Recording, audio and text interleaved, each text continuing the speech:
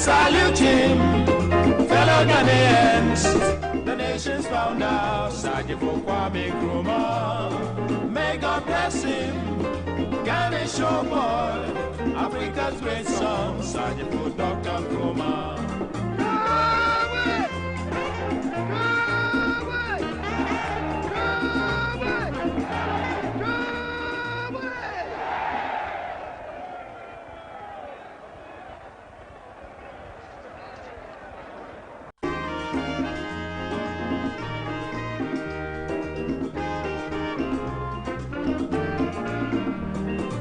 He has labored, he has suffered to lead his people into the land of freedom. Hello, good morning to you, and thank you very much for making it to the Mother of All Talk Shows, ALHAJI and ALHAJI. We're grateful for life, of course. I hope you've had a very good week. It's Pan-African Television. We are live on your digital channels. We are also live on GoTV, among several other platforms. We are also live on Facebook. Pan-African Television. You can watch us through that channel, and when you're doing that, you have the opportunity of sharing your thoughts with us on the matters we'll be discussing this morning. My name is Sena. It's my pleasure to welcome you to another edition of the show. We are live on Ahunto 92.2 FM among several other radio affiliates. I'll be mentioning a couple of them as we go along. But this morning, last week when we were having the discussion on this show, our second topic was around the propriety of the decision that was made. First, there was a recommendation from a committee set up by the president in line with the provisions of Article 71 for a committee to be set up to determine the salaries and emoluments of some group of officers. And the question was whether the decision to include, or recommendation to include the first and second lady was appropriate and constitutional. Well, that was last week. A lot has happened this week. This week, the first lady issued a statement basically saying, I am not happy with what you're saying about me. Take back your money. Was followed by the second lady, who also says, all monies paid to her since 2017, they were all given them back. We'll be spending some time on that issue for our very first discussion, because we are here to hear from the president on exactly what the decision is, because we know that he has endorsed the approval of Parliament. Then we'll spend some time in talking about the media freedom, an emerging threat to media freedom. Of course, because of what happened in Ejura, Honorable Kennedy Ejipong, who is member of Parliament for Asin Central, have made some comments regarding multimedia, actually threatening a journalist that works there, apparently because he feels that journalist did not do his work well, and was his work that led to the killing of 2 people by military men at Ejura. The matter has been referred to the Privileges Committee on a motion by Honorable Alassane Suni, member of Parliament for Tamale North. And so we'll spend some time on that, and then we'll end with a bribery allegation made in a response to a summons to the Disciplinary Committee of the General Legal Council. The bribery allegation was made by one lawyer, Akwesi Fefa. We understand he was supposed to appear before the committee last Thursday, that was 15th of July. We have no idea exactly what happened in that hearing, but the Chief Justice has referred the matter to the Criminal Investigation Department of the Ghana Police Service. So those are the topics we'll be discussing this morning. And joining me to do the discussion, we are privileged to have in the studio Mr. Kwesi Pratt Jr., Managing Editor of the Insight newspaper, a regular panelist on the program, wasn't on last week. Always wonderful to have them. Sitting right beside him is Gabriela Tete, and also closer to me is Edem Agbana, who is a Deputy National Youth Organizer of the National Democratic Congress.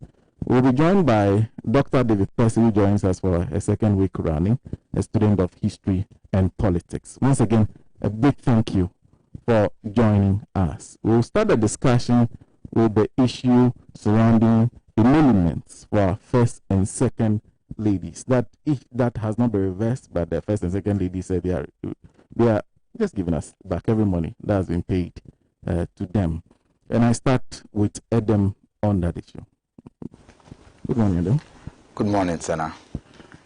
Always a pleasure to be here, and good morning to Uncle Kwesi Pratt, Gabriela, and also to our cherished viewers and listeners across the world. Sena, has been a very eventful week, and definitely this issue about the first and second ladies returning some monies paid to them by the state is one of the topical issues that dominate the discussions. I am of the view that on this particular issue, we first have to look at it from the constitutional angle. How legal is this payment? Now, the challenge is that when you read Article 71 of our 1992 Constitution, that entrenched provision in the Constitution clearly defines who qualifies to be an Article 71 office holder. It is the same provision that said that the president will put together a committee to determine emoluments or benefits to Article 71 office holders. Now, when you read the Constitution carefully, at no point in that provision did the Constitution make mention or recognize the offices of the first and second ladies as part of the Article 71 office holder. So, the mandate of the Intiamwa Bwede Committee in the first place does not even extend to the determining emoluments for the first and second ladies, because their mandate was to determine emoluments for Article 71 office holders. So fundamentally, there was something wrong with the committee deciding to extend its wing to recommend payment of salaries to first and second ladies. Then this report was presented to Parliament, and we are told by members of Parliament, especially members of Parliament on the side of the NDC, the minority, that at the time this issue was brought before the House, we were in the euphoria of our elections, and you know, this was one of the very last reports that the House considered, and so they rushed through. At the time, many MPs were in their constituencies campaigning, and so not too much attention was even given to this issue. But now, Sena, one thing that is key is that I have heard the Honorable Nelson Dafamekpo say that we had members of the NDC, members of the 7th Parliament in the minority. At the time, we had only 106 MPs raised issues with that particular aspect of the report, and asked that it be expunged from the report. However, some way, somehow, the report was approved by the majority, and the president agreed, and that is why the payment started. According to the TUC, we know that the payments were made. What is even more worrying is the fact that they decided to backdate these payments to as far back as January 2017. And so, at the time that the president is telling all of us to tighten our belt, and that the government is unable to pay for very key basic services. There are communities that cannot afford water, communities that very, very basic things. The president and his government, the finance ministry, decided to pay payment to the first and second ladies' office. A huge cry.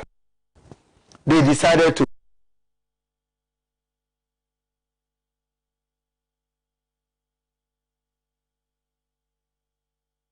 they got in the previous regime, where these allowances were included in the expenditure of the office of the president. After refunding, they are now asking that all previous first ladies be made to refund. And so that has been the campaign of the NPP, especially on social media, to the extent that they even threatened that they would go and march, they would go and demonstrate if former first ladies will not refund these salaries. For me, the first key thing that we ought to understand is that the payment of these salaries is illegal. And so, if it is possible, those who took part in ensuring that these payments were made must be sanctioned because it was not backed by the law. Each constitution gives the office of the first lady or second lady and makes them entitled to a salary to the extent that their salaries were pegged at the level of cabinet ministers. And so constitutionally, it was wrong, and I'm happy that after the huge public outcry, they decided to refund, even though we know that it is just something very mischievous, and people have gone further to ask the chief of staff to provide evidence that indeed these monies were refunded. Others have asked very key question that if indeed the salary was such a necessity, how possible is it that these payments were made and the refund was so, it came so easy that it means that they were not spending the money? I mean, people, depending on where you stand, this is also a very valid argument to make. That you have so much that you could refund, this including allowances that were paid to you 4 years ago, 3 years ago, that genuinely, maybe through that arrangement within the office of the president, you were entitled to. Another issue that we must consider has to do with the broader conversation about the emolument, the benefits regime that Article 71 office holders are entitled to. Now, in the previous arrangement, where former first ladies, or where first ladies, second ladies had their budget financed by the office of the president, is there any proper financial arrangement where we can demand accountability and know that the projects that first ladies, second ladies are embarking on, these are the amount of money that we have invested in, and this is the source of the money? Because I have also noticed strangely, especially in the last 4 years, the situation where state institutions have become the primary source of funding for charity work that are being embarked on by first and second ladies. We can talk about GNPC. We can talk even about GCB, the Ghana Commercial Bank, extending support to the children of President Akufo-Addo to embark on a charity project. So the next thing is that if you, the president will come, who will demand that my in-laws are going to embark on a charity project, and so state institutions are forced to release huge sums of money to support these activities that completely falls outside the mandate of the individuals who are embarking it. If you choose as or to do something as a philanthropist, these activities must not be funded by the state. And so clearly, how this whole issue about the first and second lady returning the money and what has happened tells us that there is the need for us to demand greater accountability at the office of the president. Because it came to light that all these projects, that all these allowances, they were not constitutionally bad, were being paid. And the issues only came out only because this time around, there was an attempt to formalize something that is illegal, which is the salary payment to first and second ladies. When the political class continues to be on this very, very dangerous, the citizens feel that any time there are discussions about emolument, salary increments, it is always about those who are at the apex of political leadership. It tells you that the public will continue to lose confidence in us, in political leadership. And I am surprised that these payments were made this year at a time when the president, in his State of the Nation address, informed all Ghanaians that because of the challenges that COVID-19 posed to our economy, we ought to embark on austerity measures. And that he called on Ghanaian workers, public sector workers, not to expect any significant increment in salaries or allowances. It came at a time that government is unable to finance even its own flagship projects, and there are challenges. And when you speak to those in charge, they always tell you that COVID-19 has come to destroy the economy. We are trying so hard to revive the economy. There are challenges and all of that, and we must tighten our belt. But when it comes to finding money to pay the first and second ladies, they were able to raise all these amounts and pay to the extent that they had to backdate it. I think that we ought to pull the brakes. And that is why I always say that the review of the 1992 Constitution is long overdue, because that entrenched position on Article 71 can only be reviewed by a referendum.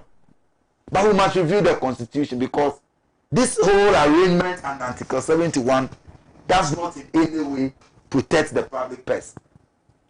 The first lady, the second lady are now attempting to ride on some moral high ground that they have refunded the allowances and the salaries paid to them. But the key question that remains is, but for the public outcry, will they have refunded this money? No. But for the threats from young people about demonstrating, but for the processes filed in court seeking to understand the constitutionality of these payments, would they have refunded the money? Your guess is as good as mine. So, Sena, I think that this whole issue calls for broader conversation on Article 71 and their emoluments regime. The things that those in political leadership, especially Article 71 office holders, are entitled to, be it ex gratia, be it all these vehicle arrangements, and all of this setting up of committees to always review their emoluments. It's an issue that we must really look at again and see what best suits this country. We cannot continue like this on this path. We cannot always look at the interest of those in leadership this way, especially when people are not delivering to the satisfaction of the citizenry. We have an over-pampered political class. We have an overfed political class. A political class that those at the helm of affairs, many of them, they don't pay utility bills that the ordinary Ghanaian pays. And yet, they are the ones that continue to set up committees for themselves to review emoluments, increase their salaries, and to the extent that today we are extending these courtesies to spouses of the president.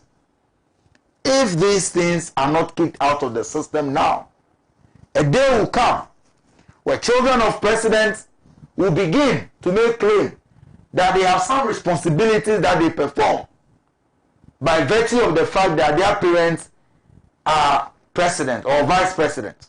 And so they ought to be paid by the state to perform those responsibilities. A day will come where in-laws, other family members of presidents, and other Article 71 office holders will also make their claim that by virtue of their relationship with those in power, they have responsibilities that they ought to perform, and so the state must necessarily take care of them. We must institute an investigation into all of these issues, especially this trend of state institutions funding private charity projects by spouses of the president, children of the president, and what have you. We cannot continue on this path, Sena. Thank you. Thank you very much. And if you just join us, the discussion is on the return of the payments that were linked back to the first and second week. Let me do a couple of your messages before I go to Gabriela. Very well said to Otum for the Community of Crossfire Ghana says, please let it be known to Rebecca and Sena, that we are not talking about allowances, we are talking about salaries, and the rush to smuggle them into the list of Article 71 of his voters. Thank you. Positive Change in Medina says the president who got elected by citizens becomes so much emotionally attached to his clan and political party to the point that truth and justice become a secondary consideration. Then that president's a liability on his people. Clearly, this government is a scam. That's from Positive Change in Medina. Lifetime Legacy says Ghanaians should pray because the Bible is clear that, okay. Gafaro Jantong Dabushi says a good morning. Says returning of Aloha by the first and second lady cannot solve the problem in this country. And with the issues of media freedom, this country has turned into a court. There's a culture of silence in the country. When you speak, you'll be killed or beaten by the state military. May Allah save us from this weak government. Paparazzi Yao is also saying if National Mosque with a capacity of 15,000 was built with $10 million, why should Mr. Akufo-Addo build National Cathedral of $100 million with 5,000 capacity? Mr. Akufo-Addo, we have to go, have we gone or come, comparing what we have in the mosque and the cathedral. Kuku Adadamu Jata says a good morning, says Dr. Kwame Nkrumah, our Africa great. We miss Dr. Kwame Nkrumah. Essentially what you're trying to say. John Jr. is also joining us. Second, Japan must be brought to book. Is this too many of his utterances? Threat shouldn't be taken lightly at all. He sent that from Whole New Housing. Abdul Manem Salifutinga says if people think the first and second lady need to be paid, then the party they belong to have to pay them, not the taxpayer.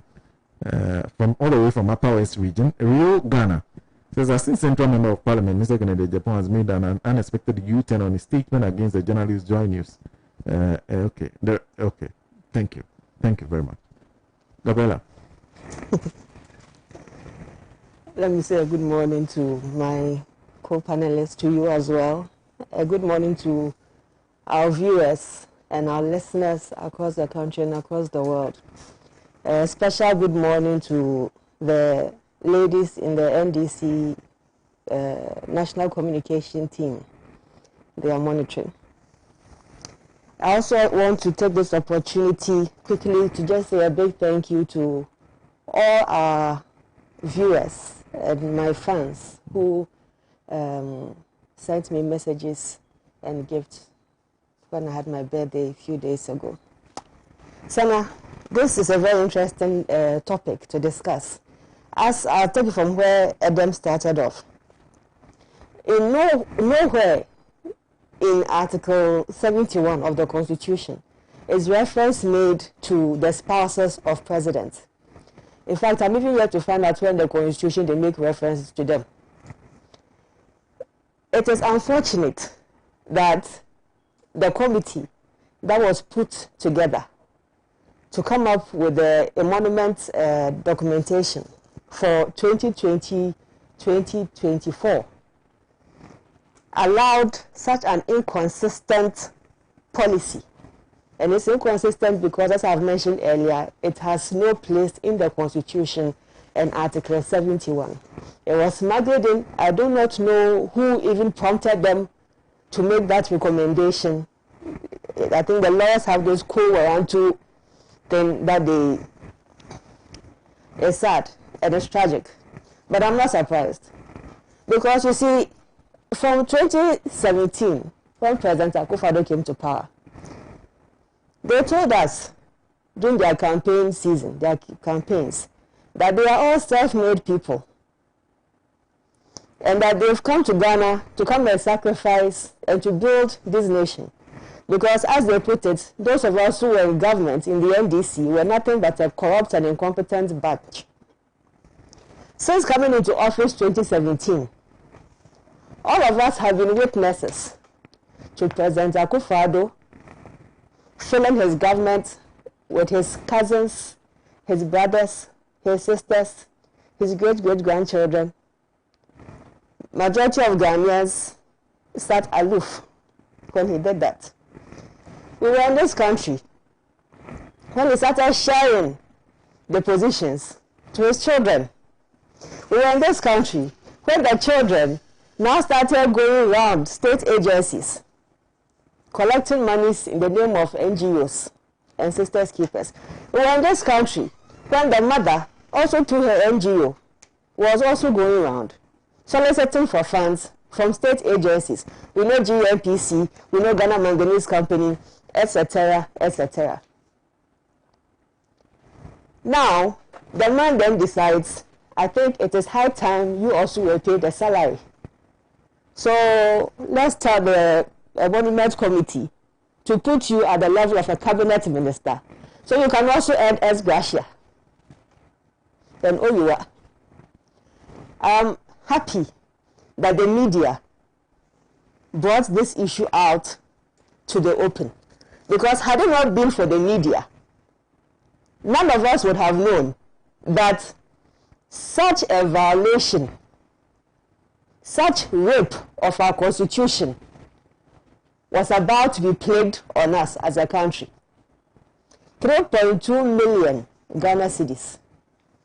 I've seen the NPP try this propaganda of posting videos and pictures of the work that the lady is doing with her NGO.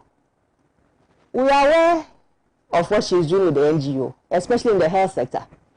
And we're also aware that state enterprises, through their corporate social responsibility budget, are supporting this program. It is still the taxpayers' money that is funding it. But we've just decided to gloss over it and not to make so much noise about it. Because, I mean, as for Ghanaians, you know how we all are. We talk about it today, tomorrow it's no news.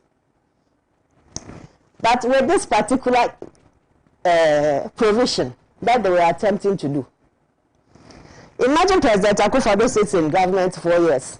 That 4 years, after he gave an account of what he's done, to be very honest, majority of Ghanaians still remain unimpressed after 4 years.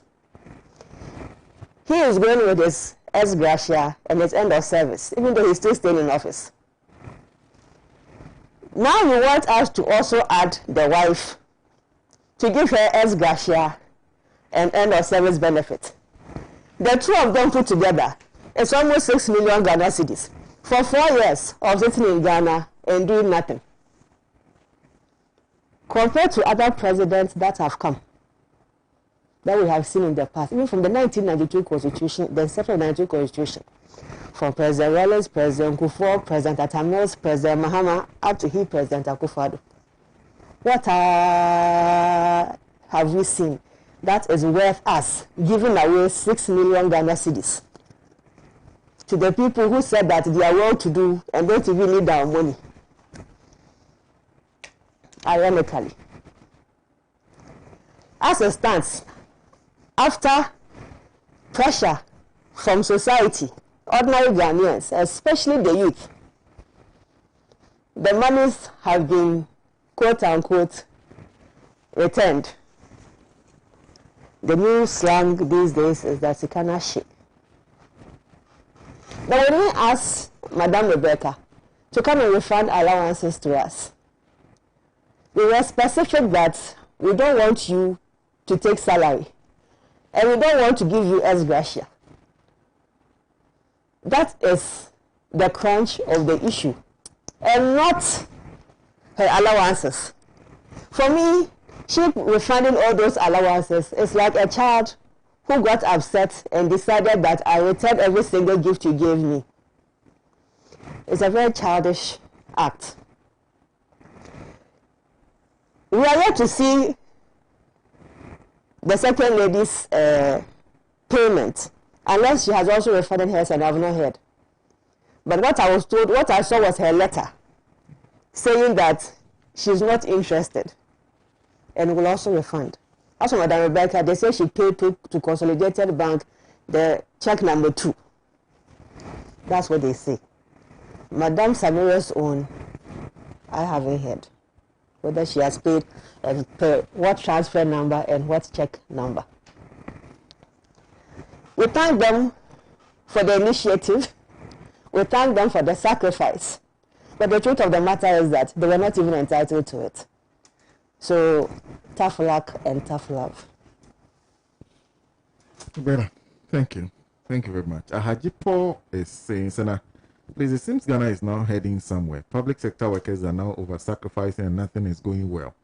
Fat allowances and benefits are the order of the day. However, it seems our president has turned deaf ears to us. Posterity will judge all of us, especially our callous leadership. Thank you for that message. Joseph Otu says, the Ghanaians vote for first and second ladies. It has become very easy to steal Ghana money. John Jr., Kennedy Japan must be brought to book. It's just too many of his utterances. The threat shouldn't be taken lightly. Thank you. Moses Okanse is saying we are not talking about allowances but salaries. If you have not taken any salary, why return it in the guise of allowance? I put it to them that what they returned was salaries received at the back door and not allowances. Some more. Jamal M. Dauda says, is Kennedy Japan a hot object that no one can touch him? He must be called to order by his utterances and behavior. If he was to be an opposition member, he or she would have been invited by BNI, yes, I think it's now NIB, or better still, close down the station he uses to instigate such acts.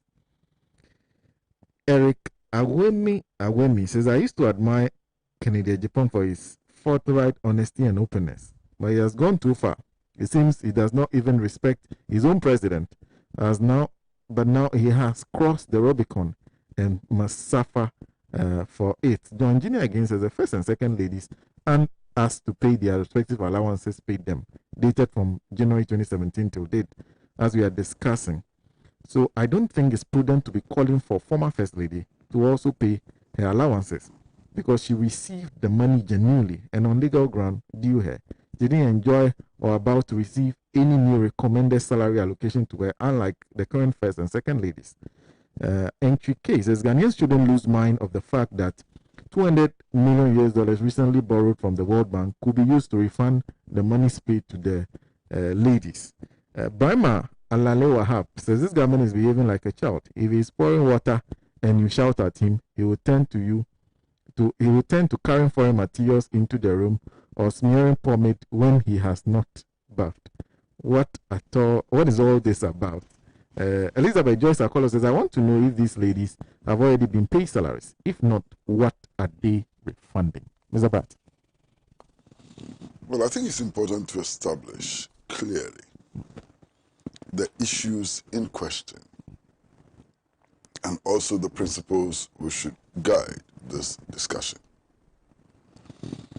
Essentially, it seems to me that what we are discussing is leadership. Who should be our leaders? And what should be the relationship between us and our leaders? What should our leaders do? And what should we do? What should our leaders do for us? And what are we expected to do for our leaders? These are some of the questions which need to be answered. We would also get into the realm of definitions. First Lady, what is it? This thing called First Lady, what is it? Is it a public office? Is it not a public office? If a president decides to marry a kleptocrat, does he or she instantly, on account of marriage, become my leader? If a president decides to marry a drunkard, does he or she instantly, on account of marriage, become my leader, our leader, and so on? No, so these are very important questions that we need to answer. We need also to find out the extent to which these actions by government and state institutions are legal or not. You understand? Because we expect the state institutions and leaders ought to function within a legal framework. So what is the extent of legality and so on?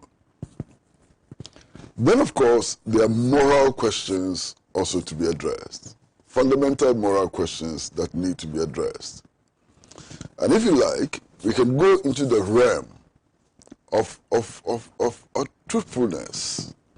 Whether our leaders are truthful, whether in this particular case they have been truthful, and the extent to which we expect our leaders to be truthful. First, I do not think that anybody by virtue of vice of marrying our leader or our leaders also becomes a leader. I don't accept that. I don't accept that marriage necessarily imposes leadership on people. Because look, presidents, ministers, judges, and so on, when they are going to marry, we do not take part in that decision. So they can marry anybody with all their faults, with all their weaknesses.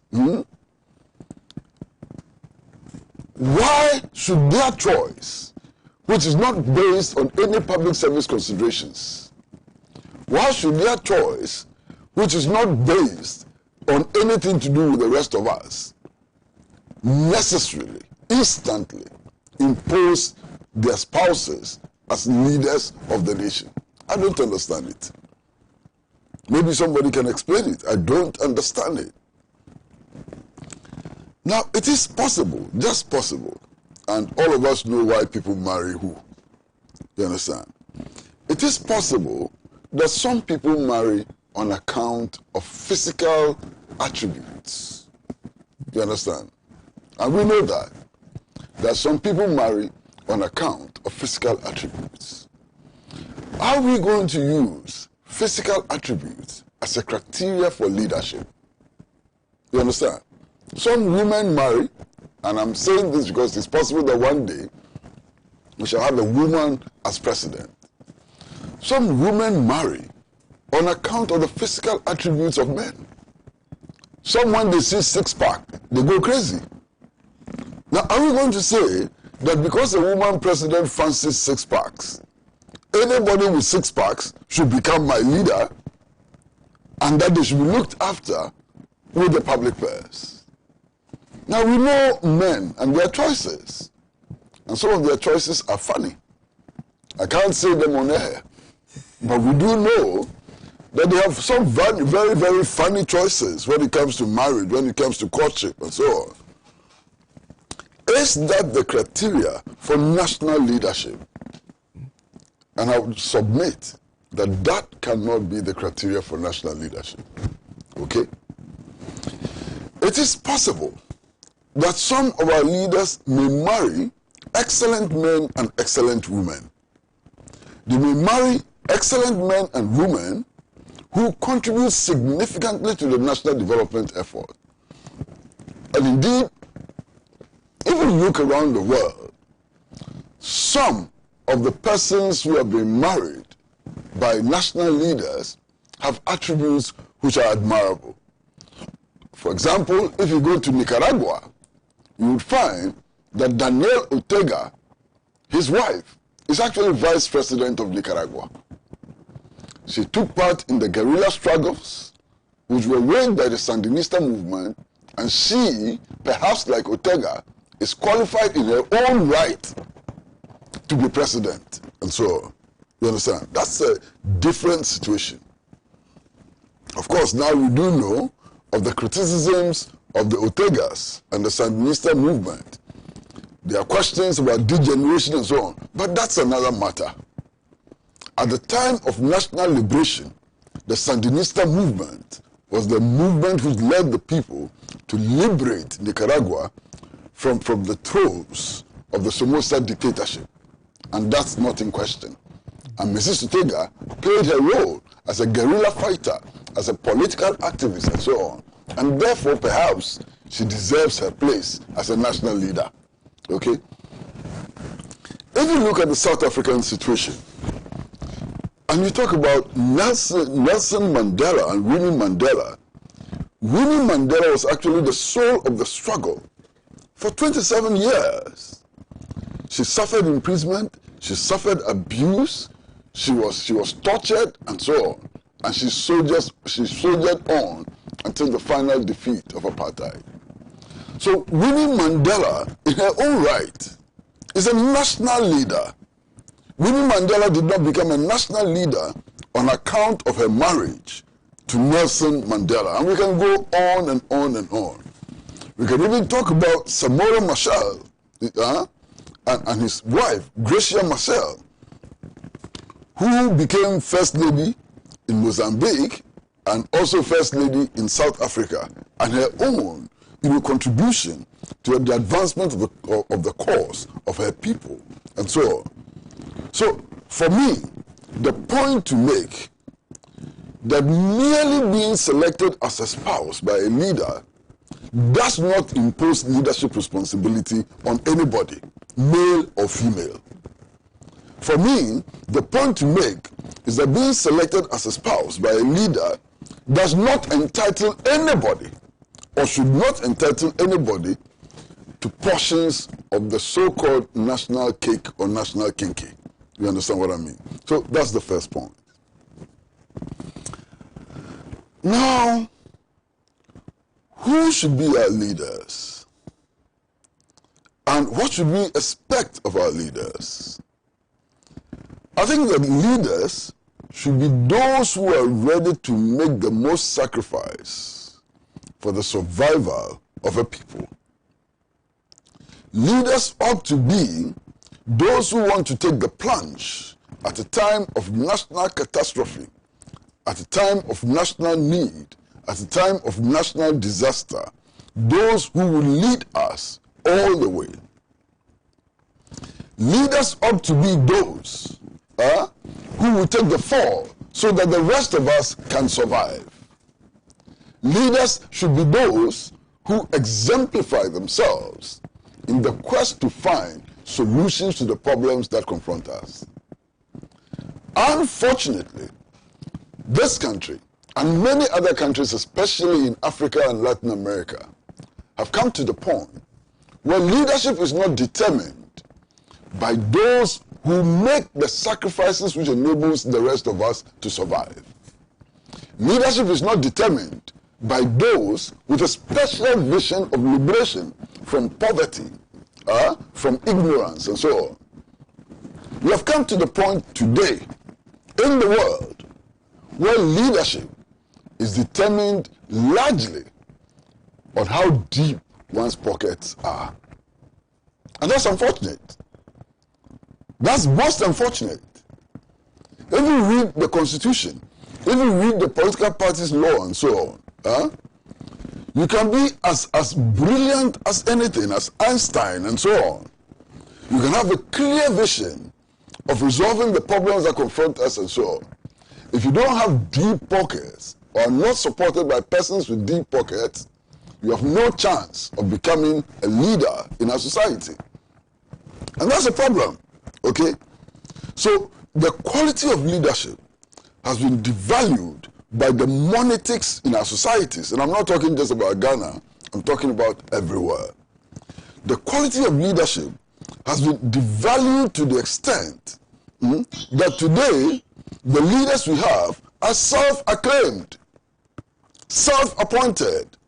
How does one become a president, for example, in Ghana? How does one become a president? One, you yourself have to declare that you are interested in becoming the president and that you are qualified to become the president.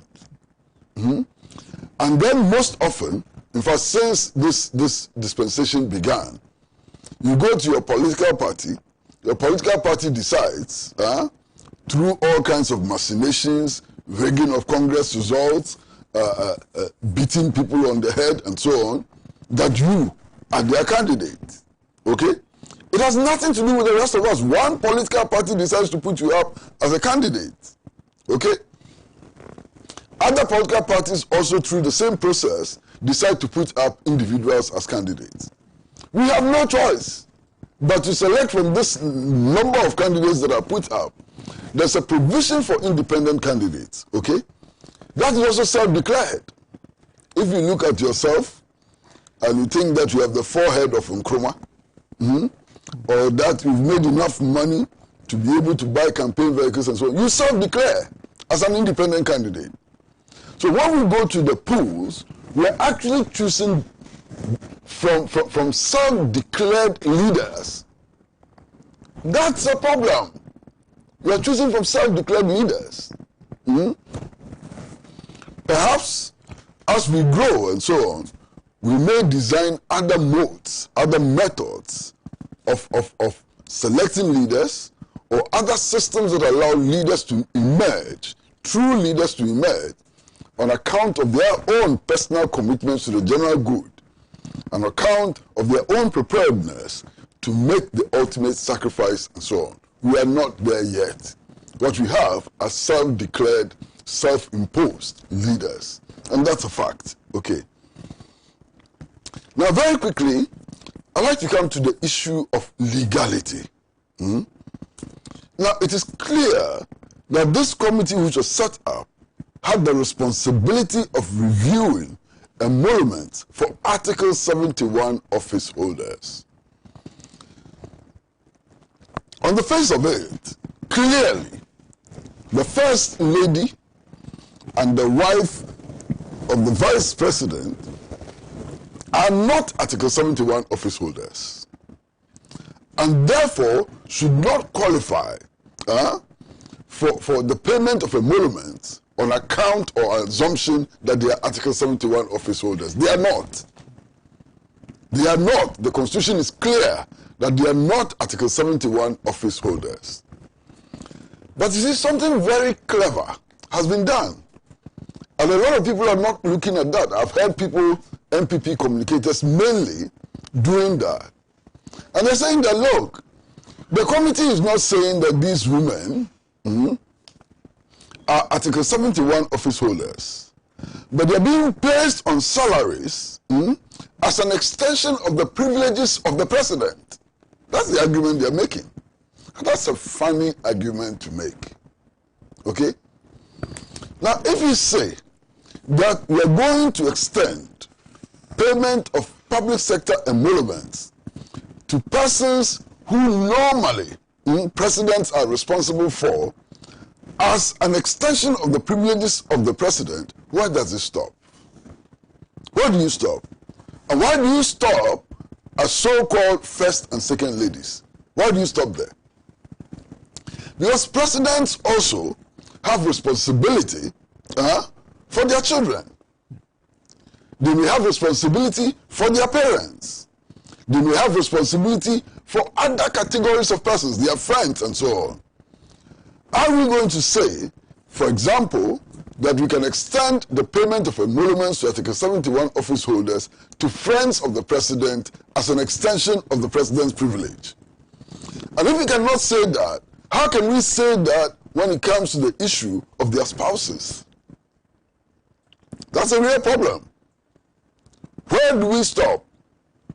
Are you going to place friends of the president on public sector emoluments as privileges of presidents and vice presidents? What about their children? Are we going to be paying the children salaries, stipends, whatever, as extension of the privileges of the president and so on? Now, already, there are many in our society who think that the privileges accorded presidents and vice presidents and other leaders in this country has become burdensome. You understand? Last week, I raised the issue of the burdensome nature of these privileges and so on. And I was reminded that since 1992, some of these privileges have been watered down. But I recall that the first time privileges accorded to presidents and former presidents was announced, and we did the calculation. Indeed, former presidents receive more than sitting presidents. I'm told that that situation has been altered. I haven't checked, and I'm not in a position to comment on it. But these privileges are clearly burdensome. Look, go to Azongos. Go to Azongos. And see the lives that people live in the Zongos. Now, I'm not for a moment suggesting that our president and leaders should live the same lives as the lives which are led by people in the Zongos. That's not what I'm saying. I could say that, but that's not what I'm saying for now. What I'm saying is that a guy works as a cook, and we know how much salary cooks take. He has a wife, sometimes 3 wives, sometimes 9 children and 12 children, is able to provide for himself a place to live, and in retirement is able to cater for their needs and so on. Now, if these categories of people, we expect them to survive on their salaries and existing pension arrangements and so on, why can't we expect heads of states and other Article 71 office holders to survive on their conditions of service, which are much, much, much better than the conditions of service of teachers, of nurses, of taxi drivers, of truck drivers, of farmers, and so on? You understand? That's a problem. There's a certain assumption that once you become a minister, once you become a president, once you become a chief justice, you should live in nirvana for the rest of your life. That assumption is faulty. It is problematic. So let's take some clear scenarios. You understand? If you look at our constitution states very clearly that former Inspector Generals of Police should serve on the Council of State. That's what the Constitution says. Okay. Former Inspector Generals of Police retire on their salaries. They retire on their salaries. They're entitled to pension and so on. When they go on the Council of State, they're also entitled to emolument. So you are paying them as former Inspector Generals of Police full salary for life. And you're also paying them as members of the Council of State. Is that not a problem? That's a huge problem. You take members of parliament, okay? And let us assume that a member of parliament is in parliament for 4 years. That member of parliament, before going to parliament, may have retired. And if indeed the CDS contests elections and wins, he can become a member of parliament. He goes to parliament, he retired on his salary and he's receiving his full salary, he's receiving his parliamentary salary. After 4 years, he gets paid ex gratia. In addition to all of that, there's a need for some rationalization of these privileges, of this so-called entitlement. There's a need for some level of rationalization and so on.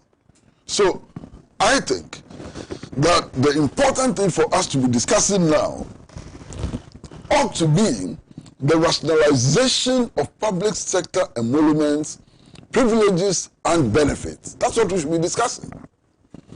It is not about Madame Rebecca Akufo-Addo.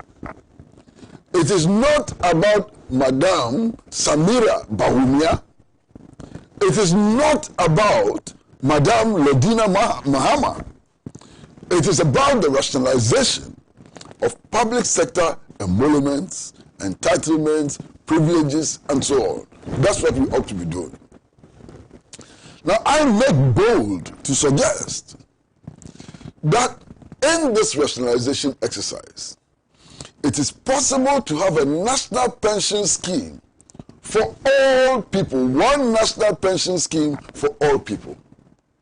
You understand? Of course, it has been suggested that members of parliament may sometimes be in office for only 4 years. And when they leave office after 4 years, they are handicapped. It may take a while to get a job. They may even never find a job again and so on. So in that new policy, we can say that when members of parliament lose their seats and so on, until such time that they get a job, they are entitled to X, Y, Z. As soon as they get a job, they then fall into the broad pension scheme for all Ghanaians. So there's some rationalization. You know, we are beginning to think, we are beginning to introduce something sensible and defensible and so on. So perhaps we should be going that route, okay? Now, all of a sudden, all of a sudden, and this is really amazing, and all of a sudden, we are being told that the sitting First Lady and the wife of the former Vice President have actually refunded monies paid to them. Yes, yes, yes. And that everybody else should refund. Refund what? Refund what? Sena, this is the first time in our history that First Ladies and the spouse of the sitting Vice President are being put on salaries equivalent to the salary of cabinet ministers. And that is what has generated the outcry. It didn't exist before. This is the first time. So what are they refunding? What are they refunding? This is the first time. No other First Lady or spouse of a sitting Vice President was treated as the equivalent of a cabinet minister. Never happened in our history before. This is the first time. So if you call on Mrs. Emisa Atta to refund, what is she going to refund? If you call on Madame Lodina Mahama to refund, what is she going to refund? If you call on Nakunedu Ajiman Rollins to refund, what are you expecting her to refund? She's never been treated as an Article 71 office holder. Never. So what are they refunding? You understand? Now, there's something which is also very significant for me. This arrangement is new. Okay? And this arrangement allegedly came into force this year. Okay? This year. Now, if that is the case, and we have always paid it, because you hear some people say, oh, this is nothing new, we are only formalizing it. We have always paid. So what you are doing is just formalizing what exists already. Now, if you are formalizing what exists already, where is the back pay coming from? Why are we paying with retrospective effect if we have always been paying? It doesn't make sense to me. Now, I've listened to some people who say that, the back pay is in relation to an increment which has occurred. That we're only paying because there's been an increment. So we are topping up what they have received already. Topping up what they have received already. What are you topping up? They've never been cabinet ministers. They've never been the equivalent of cabinet ministers. This is the first time they're going to be equivalent of cabinet ministers. So what are you topping up? And so on. Simply doesn't make sense to me. I mean, the cloud in my head perhaps needs to be cleared. I need assistance to be able to clear, that cloud, in my head. But you see, there are other issues related to all of this. Fact that the First Lady and the wife of the sitting Vice President are able, in the spell of a moment, to cough out these monies is a demonstration of the fact that they are not in need. Because if they were really needy, they couldn't be coughing up 900,000 and more cedis in a twinkle of an eye. Yes, so that whole argument of the fact that they are distressed, they are needy, and so on, collapses on account of their own conduct. It collapses completely on account of their own conduct. Now, there's also an issue of sensible practicability. Sensible practicability. There is no law in Ghana which restricts a president or vice president to one wife. And indeed, our history shows that presidents and vice presidents may not necessarily be restricted to one wife. In 1966, we had a head of state who had 6 wives. It's not against the law. If you marry under customary law, in some cases, I'm told, you can even be entitled to 16 wives. Depends. There are religious practices across the world and traditional practices across the world which even sometimes allow women to marry more than one. So even if you had a woman for president, dependent on the traditional and religious practices that they subscribe to, they may have more than one husband. You understand? Now, given these circumstances, if you had a head of state who had 25 wives, would you have the equivalent of 25 cabinet ministers outside the regular cabinet ministers prescribed by the Constitution on your payroll? Does that make sense? Now, only last week I read some analysis. I don't know whether it is true or false, but it is interesting. I'm told, for example, that our sitting vice president comes from the royal family. He's a royal. And is not just bound by Muslim tradition, Muslim jurisprudence, and so on, but it's also bound by traditional norms. If that is the case, the argument is that you could marry as many as 16 wives. What then do you do under these circumstances and so on? You understand? Now, there's a tendency in our society for public officials to bend over and over and over in order to please bosses. That's a huge problem for us. That's a huge problem for all of us. If all of us, it is difficult to do, but if all of us manage, in spite of the fact that our laws are not perfect, that our laws in many instances are defective, if we just manage to do things on the basis of what the law prescribes, perhaps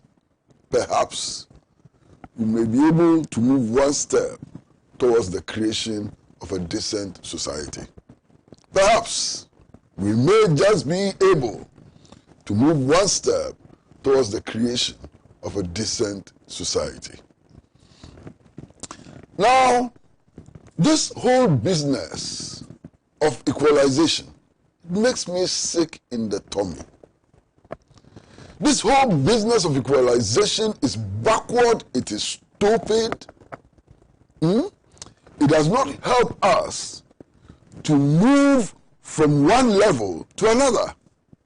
Indeed, this whole business of equalization, what it does is that it pushes all of us into the race to the bottom. They did it, so we also did it. We have done it because they did it before, and so on. How do you develop on this basis? You understand?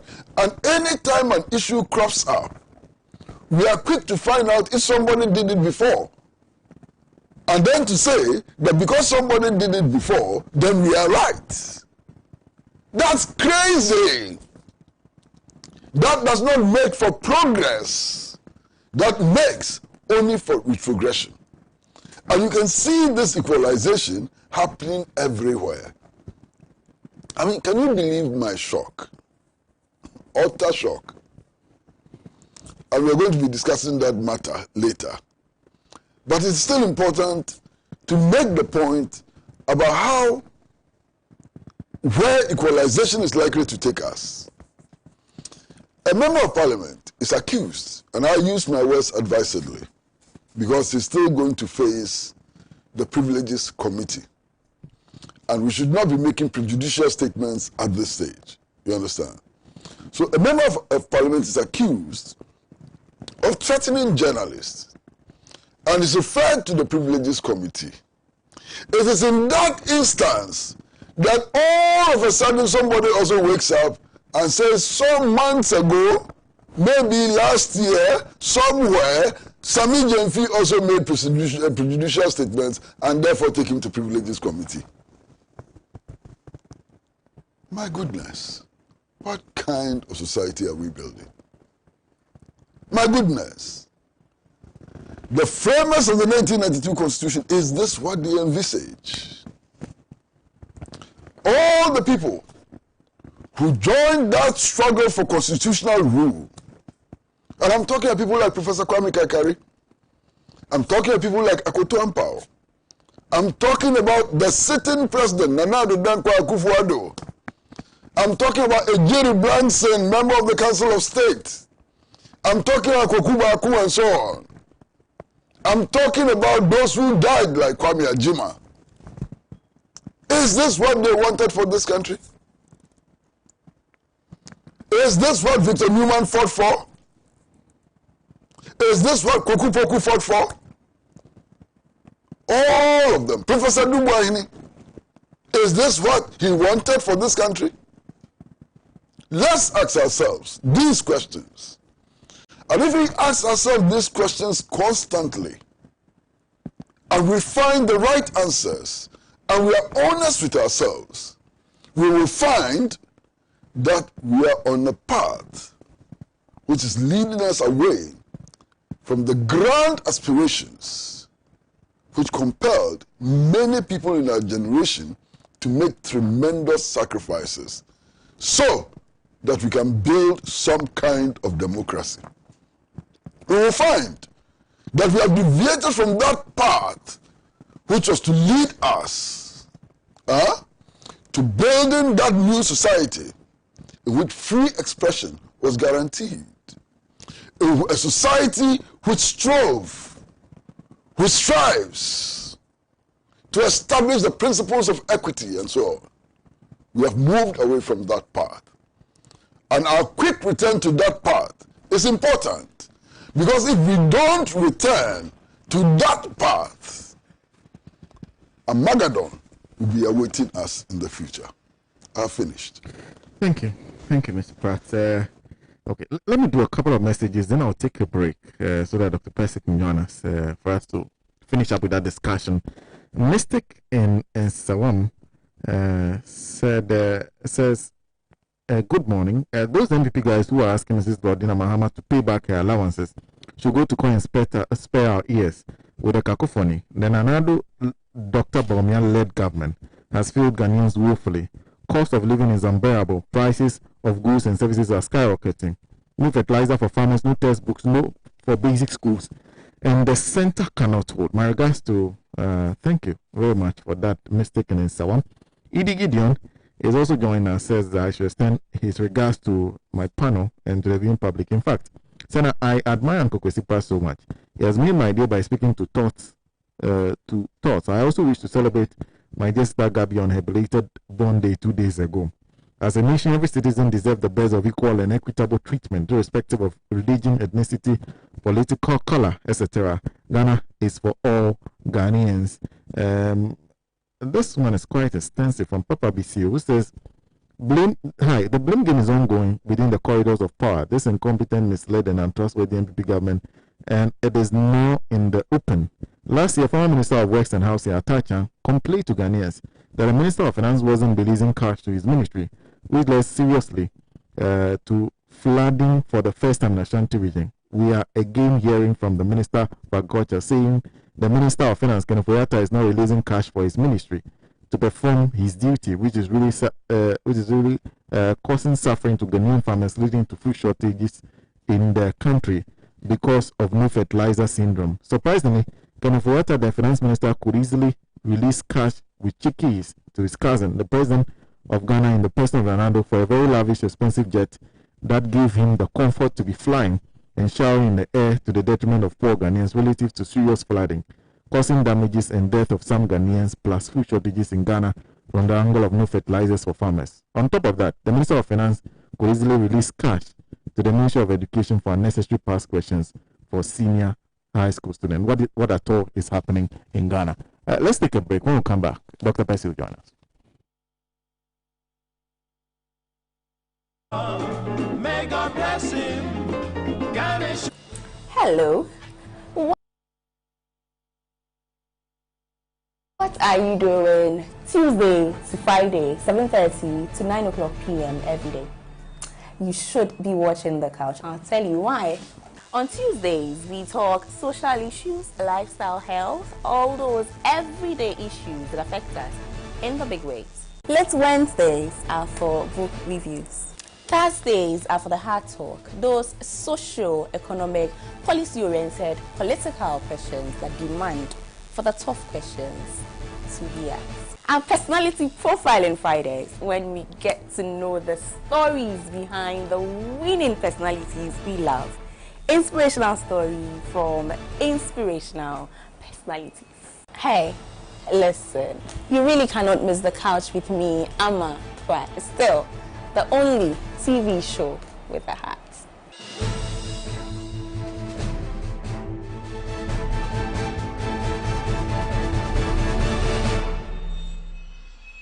Oh boy, Africa's great song, Sergeant for Dr. Chroma.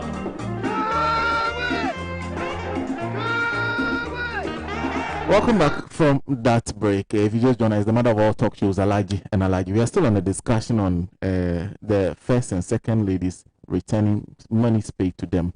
Question, which monies were those? They said their allowances paid to them since 2017. Attention is being drawn to the fact that we're not talking about allowances, we are talking about salaries. Have they been paid to you? Ewu Farouk in Tamale North says, good morning.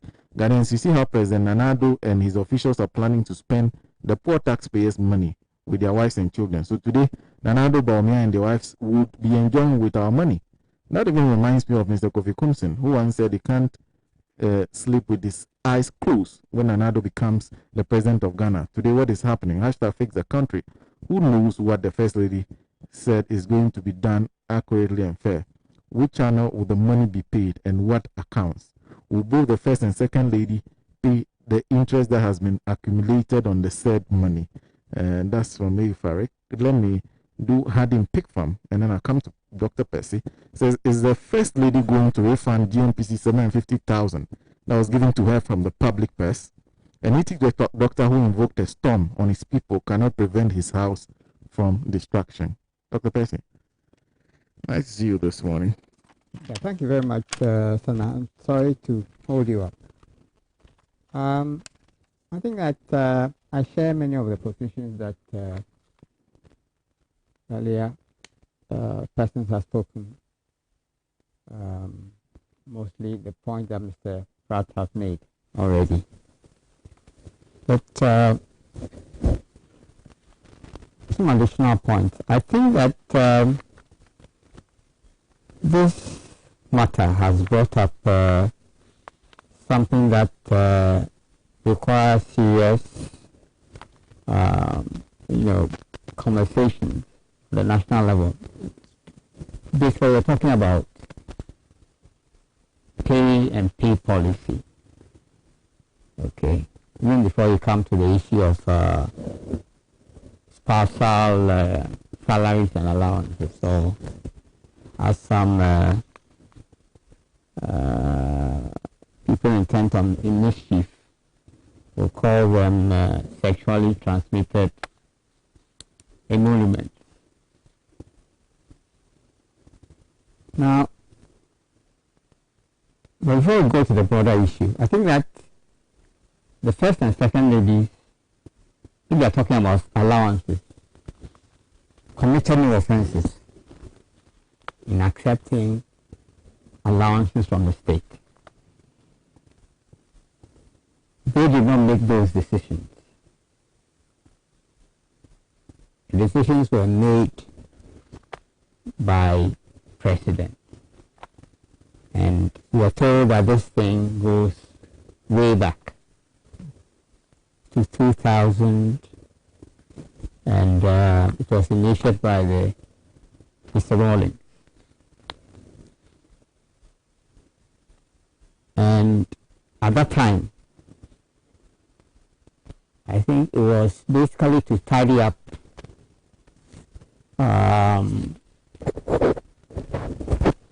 troubling elements from a turbulent history.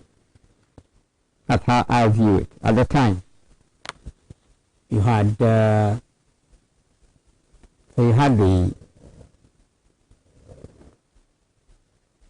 spouse or wife of Nkrumah. You had the wives of our second president's father, You had the wife of the Prime Minister. Okay. Down through the line, through all the constitutionally elected persons. And I think that at a particular time there was talk about the difficulties that Mrs. Liman had fallen into her circumstances following the ouster of Dr. Liman. And you had the surviving thousands of generals who had headed our country. Ankara, Afifa, Achampong. You can name them. Okay. And I think that it was just done to tidy things up. And you could see it as a kind of one-time process. Okay. And I hear the convention has carried on. In any case, if we elect a leader, if we elect a president, it has to be understood that his emoluments must cover his household. But that's the central, should be a central element in all pay policy. Okay? Except that here in the Gold Coast and in other colonies, the colonial policy tended to look at the workman in isolation, and that has influenced pay policy down the years. Essentially, what somebody is paid for a job must cover his or her household. Okay? And we know that the households of presidents and this thing would involve some additional cost to the state in terms of provisions for their security and etc., etc., etc. That cannot be disputed. I don't think the first and second lady, so-called, were required to return the allowances, if they are in fact allowances. But the issue of salaries coming under the Article 71 of our Constitution is another matter entirely. That it has come up the way it has, which has put the first and second lady, so-called, in the spotlight, okay, caused all kinds of persons to hurl abuse and ridicule in their direction. Had nothing to do with them, but everything to do with our president and his regime. The idea that this thing should come under Article 71 of the Constitution could not have come independently to the, what do you call it, the pay, what's the name of that committee, chaired by Professor Nanaya. Yeah. It couldn't have come out of the blue. It could only have come from suggestion from the appointer. Okay, and I'm making the point that it is coming up this way at this time fully reflects the regime, the posture, the attitude, the character of a president. It's a combination of what would you call it, entitlement, of arrogance, of lawlessness, and of greed. It is this toxic mixture that has brought us here, this particular matter.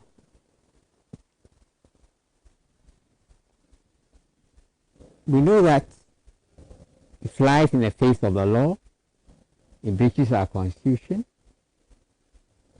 and the civilians of the peace include Parliament and the committee. Those ladies committed no offense. That they have been subjected to ridicule and to abuse. They can direct at the president.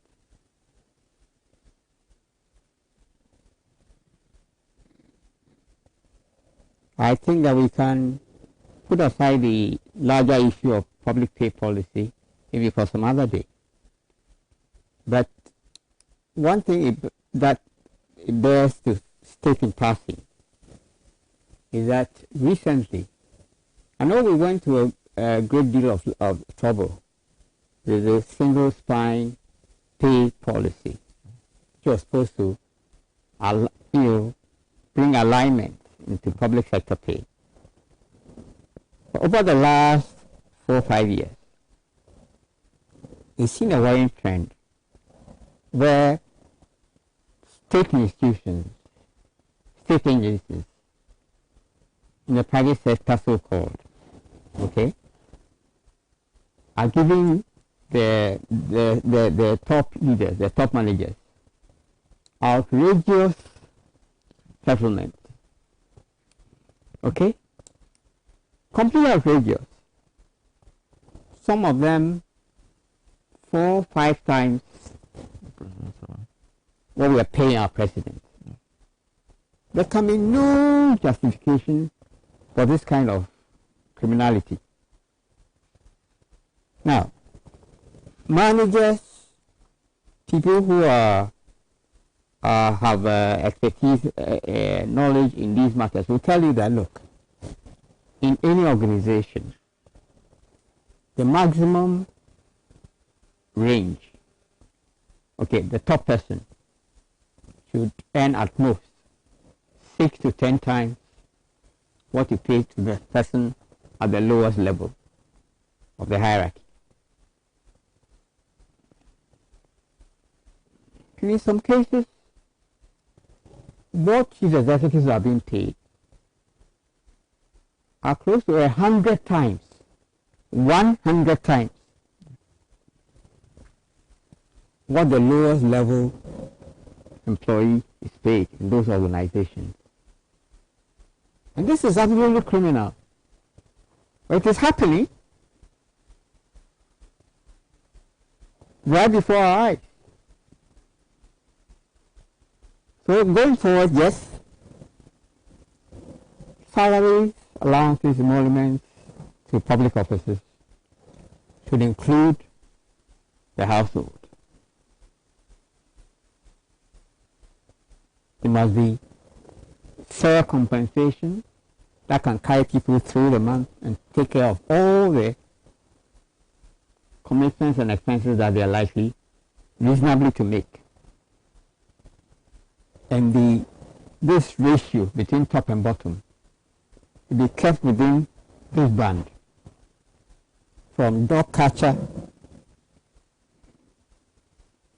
through driver to president.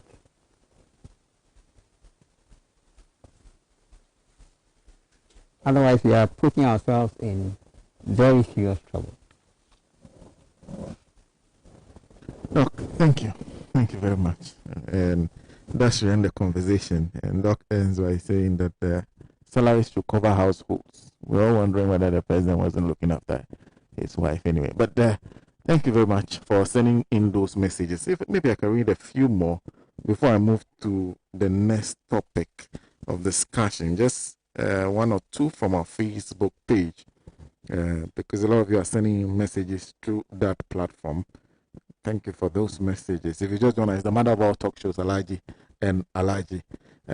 A few of your messages. Abu John says, what is happening is the cry of Ghanaians and innocent souls. Kama is exposing them, criminals in political issues. Ghana at the moment is without a leader, mandatory elected president by constitutional provisions and the will of the people, but not impose coalition president. God save our homeland, Ghana. Ayu Farouk in Tamale. Okay, I think I've read Ayu Farouk's message. A few more of your messages. Musa Bato says, Sena, Mr. Kwesi Pratt has said it all. It's the most ridiculous argument from the MPP MP trying to equalize Ken appearing to privileges committees to Sami Jemfiam, urging Erasmus Asaridonko to take his personal security seriously because threats from Kennedy Japan is not just a mere threat. He should take Ameswale unfortunate killing as a case study. As long as Akufo-Addo remains president, Kennedy Japan can do anything against the law, including insulting judges, and go scot-free. Raskufira says, I love the fantastic submission Uncle Kwesi Pratt made this morning on your program. The MPP has suddenly changed the conversation from president's spousal salary to allowance retrievals, and the entire conversation has been shifted to NDC MPP as usual. This is very unfortunate, and I'm glad we have people like Uncle Kwesi who keep telling the truth as it is. God bless your show, and God bless ALHAJI and ALHAJI, and also good morning to Gabriela and Edem. Elizabeth Joyce Akolo says, in Akufo-Addo's mindset, he wants to make his family filthy rich so that they can decide who becomes president of this country. He has also employed tyrants into our military so that they can topple any government that has not favored them, you see. Paparazzi Yao says, okay, I think I've read that one on the mosque a bit earlier. Michael Gray says, I don't understand why they aren't increasing the salaries of ordinary Ghanaians. Meanwhile, prices are increasing every day. Sekpe Imelda says, if being a teacher will not make me a billionaire, then I will wish to marry the vice president so that I can be paid salary for no reason. Funny country. Let me read a message that was just sent to me by Kojo Chumboafo, who says, Sena, there's a suspicion as to why the Article 71 Emoluments Committee is never constituted at the beginning, but rather at the end of every 4 years of the administrative period. It is indexed to the depreciation of the cedi. People are beginning hone in on that scam. Why do the rest of everyone else have their salaries and remuneration depreciated in real terms, whilst Article 71 holders index their salary and emoluments to the dollar and pay themselves in real terms? Isn't that the real reason for the back pay? That's a question that's been raised by Kojo Chumboafo. A good morning to you. Well, let's move on to the issue regarding the that has led the Member of Parliament for Asin Central to be dragged before the Privileges Committee of Parliament. The accusation is that he has threatened a journalist in particular over his disagreements of how the journalist has reported the Hijra matter. And I start with them once again. Sena, threats on the life of anyone, not just journalists, should be taken seriously. And I suppose that it is because the framers of the Constitution imagined a day like this. That is why in this Constitution, apart from the many provisions that seeks to protect the lives of citizens, we also have institutions that have been mandated, given powers by the same Constitution to take action on these issues. So I want to look at this issue of the alleged threat, because like Uncle Kwesi Pratt cautioned, the Honorable Member of Parliament, Honorable Kennedy Japan, is expected to face the Privileges Committee of Parliament. So at this point, we cannot be prejudicial by making comments that seek to say that he is guilty before he is tried. But when you listen to the audio and you watch the video in which these threats were allegedly made, and you follow the individual at the center of this controversy, this issue, the Honorable Kenneth Japan, and you consider the fact that he is not just an ordinary citizen like you and I, but he is a member of parliament, and you consider the fact that he is not just a member of parliament, he is also the chairperson of the Interior and Defense Committee of Parliament. It leads you to wonder about how meticulous the institution of Parliament is when selecting leadership of committees and all of that. And I say this because in 2019, Sena, there was a situation where on a similar program, if not the same program, the same Honorable Kenneth Japan made some comments about the military. He called out the then PRO of the Ghana Armed Forces, Colonel Kwashi. I recall the military wrote some letters asking for him to apologize, which he later did and all of that. So, if you are the chairperson of Parliament Committee on Defense and Interior, the Armed Forces is part of your consideration. And so, you have some role, supervisory role, over all these institutions.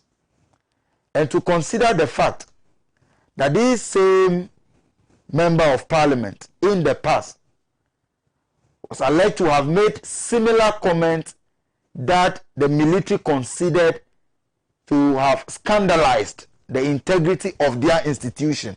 They considered it at the time before he apologized. You would first want to ask yourself what went into the selection, or what goes into the selection of ranking members and chairpersons of committees. The issue of the threats on the life of the journalists is an issue that we must not treat lightly at all, because history exists to guide us. And the reason why this issue must be taken up by the various institutions that have the mandate to deal with it is because not too long ago, and the memories of our brother Ahmed Suale is still fresh on our minds, where before his unfortunate demise, before he was murdered, similar threats were made on his life. And so, even though these issues are in court, the investigations are ongoing, similar threats were made on the life of Ahmed Suale, and we eventually saw what happened. We are in a country where, as we speak, continuously, Sena, we are asking that the culture of silence, the attempt to beat up, the violent attack on journalists, very fresh on our minds. Edward Adeti a few months ago, and many other journalists have been threatened. Some text messages, some have been called with numbers, private numbers and all of that, people threatening them.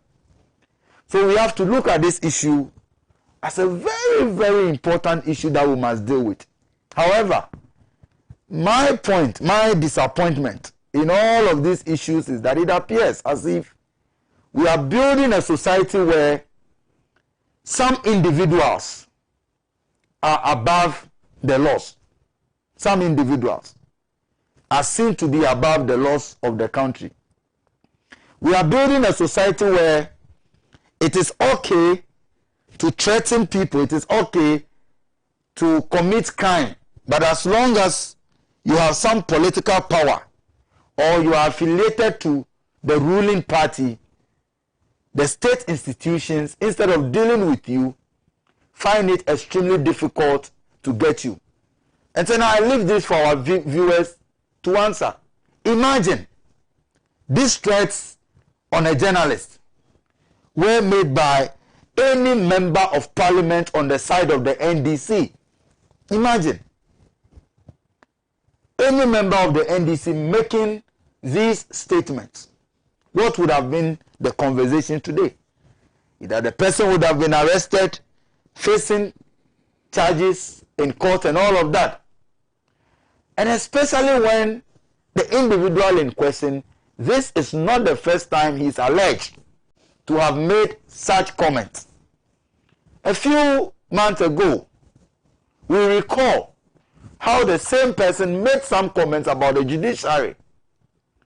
As we speak today, nothing has come out of that process where we were told that he was dragged to court for scandalizing the court by the comments that he made about the judiciary. The essence of punishment is for it to serve as a deterrent to others.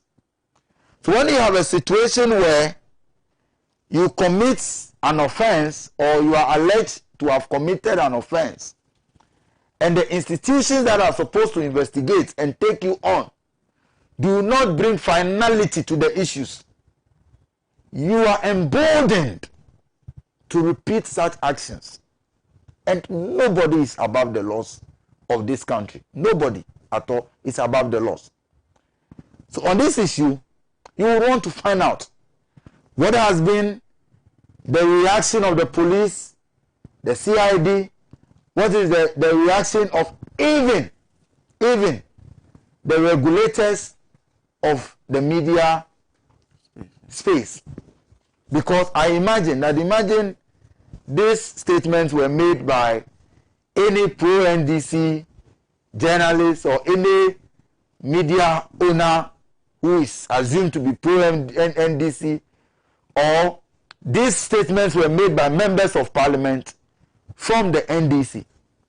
Not too long ago, when Dr. Dominic Ayini, in reviewing or answering questions on whether he thinks that he has confidence in the judiciary, looking at how they conducted themselves with the presidential election petition, after he gave his answer, you saw how seriously the Chief Justice took the matter up and even referred him to the General Legal Council for some actions to be taken. You saw how Nelson Dafamekwa, the Honorable Member of Parliament, on the side of the NDC, was cautioned for some statements that he made that they thought was scandalous to the judiciary. But you ask yourself, imagine these issues were coming from the NDC. What would have been the reaction of all these institutions that the Constitution gives the power to deal with it? But as we speak today, even for him to appear before the Privileges Committee, it invoked a lot of debate, where majority of the members of parliament on the other side of the house, the MPP, actually refused or made comments to the effect that what he said should be resolved through ADR. Why do we have laws? And why do we have institutions of state with people manning these institutions paid with the taxpayers' money, if all we get is discrimination, is selective application of the laws? We cannot continue to build our society this way.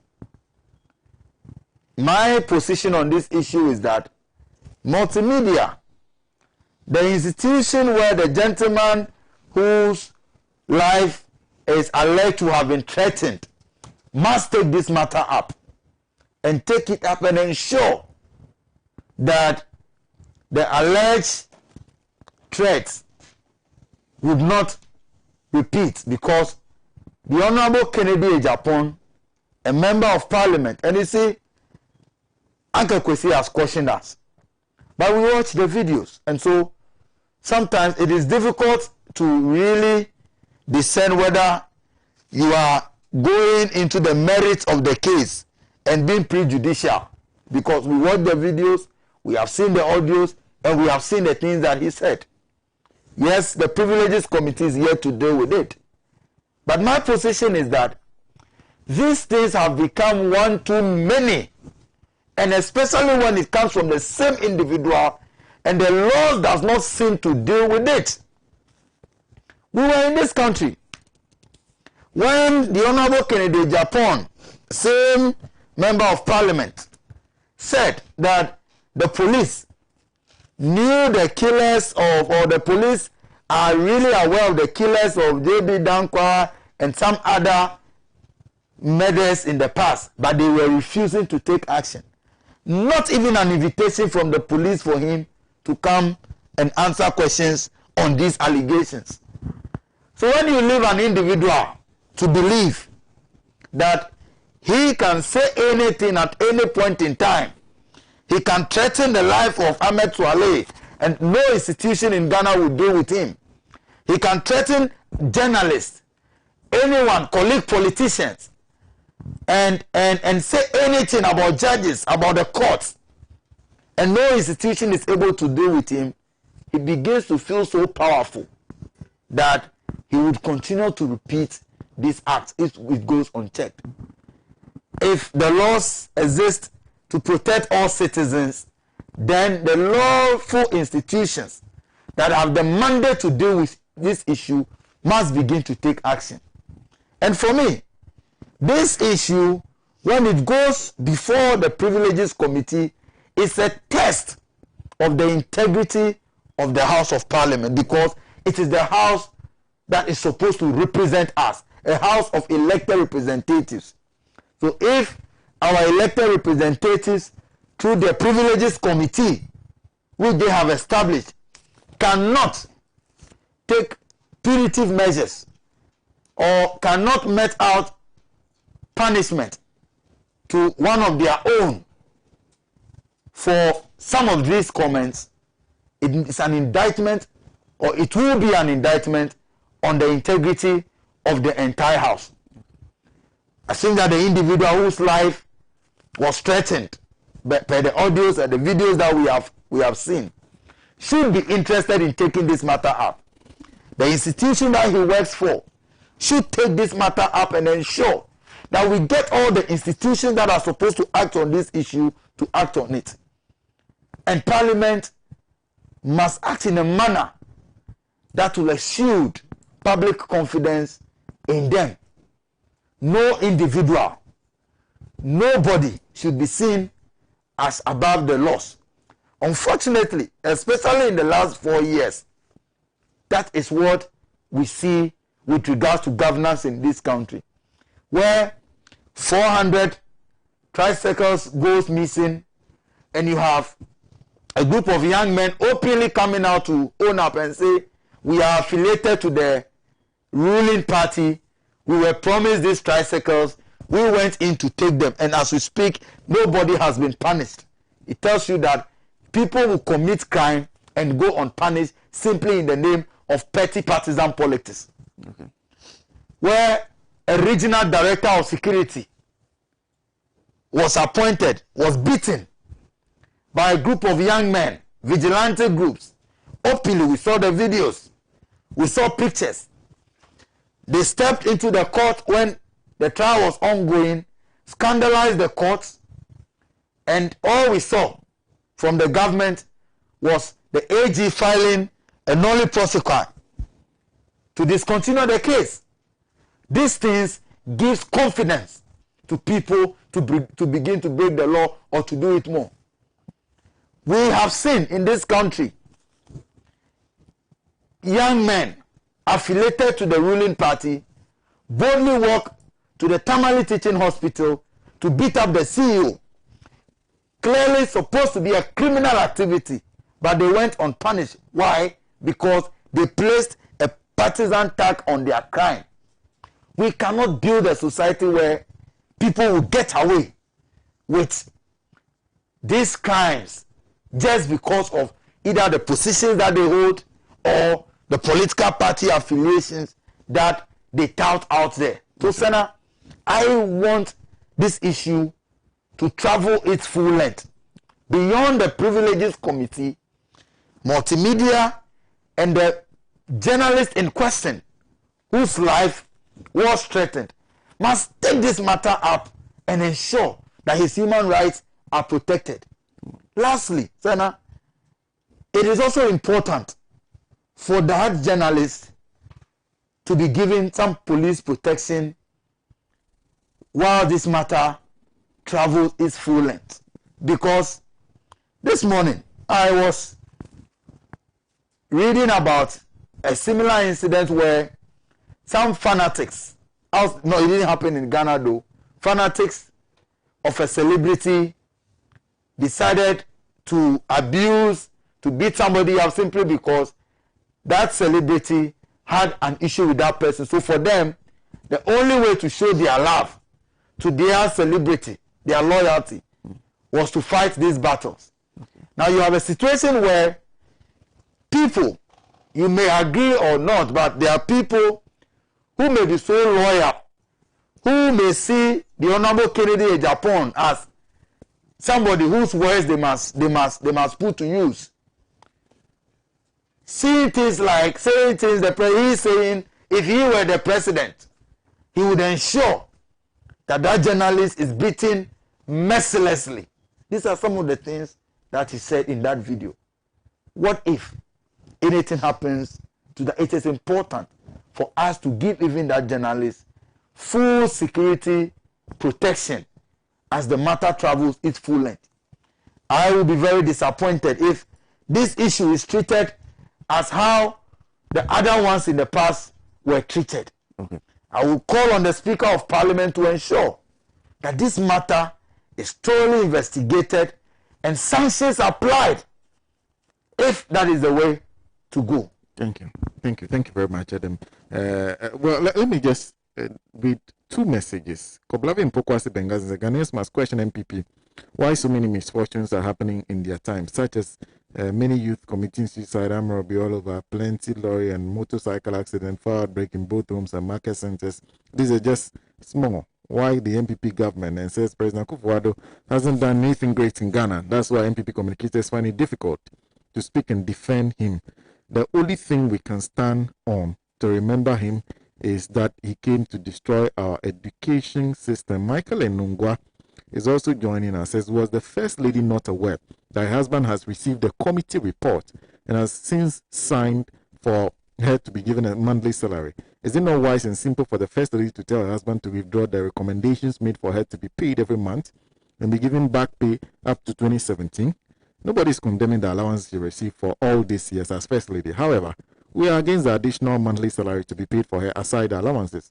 Mr. Akufo-Addo, please just simply tell your husband to withdraw the recommendations. And if you think you don't need the allowances, please also insist for her husband to cancel the policy that allows allowances to be paid to First Ladies. Before I go to Dr. Percy, just a big thank you to Ahotona 2.3 FM. A big thank you to Matambo Radio, Diamond FM, both in Tamale, Zebs FM in Zebila, Radio Kitawan in Saboba, Bewa Radio in Yendi, and the several radio affiliates that are currently tuning to us. Doc? Yeah, thank you, Sena. We're talking about the threat to media independence. The member of parliament is reported to have asked people to attack the journalist? No, it says if he was the president, he would have gotten him beaten up. Yeah. So he was inciting the president to organize an attack on the gentleman. So however you look at it, it's an incitement. Okay. And I'm no lawyer, but I think inciting people to cause harm amounts to a criminal offense from my small corner. Okay. And thus far, I hear impossible calls on national security to give the gentleman at the heart of this thing protection. I've even heard my colleague just say that. But that appears to me to be to turn things on their head.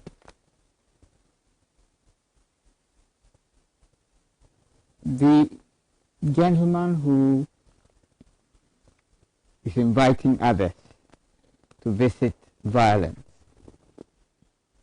is committing a crime, as far as I'm concerned.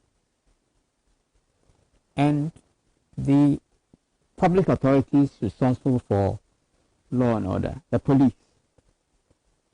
are the people who must act in this matter.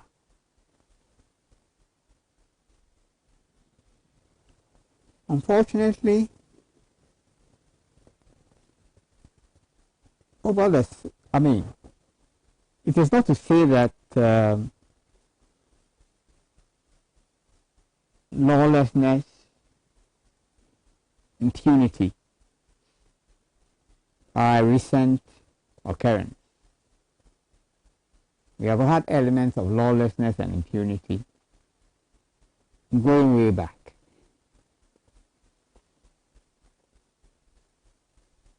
Colonial, post-independence, we've had it.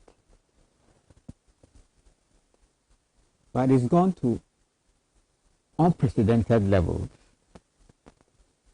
under our current regime, under the presidency of Nana Akufo-Addo and the MPP. Now, if anything, I'll say that large sections of the Ghanaian media have been completely complicit in the creation of the current atmosphere.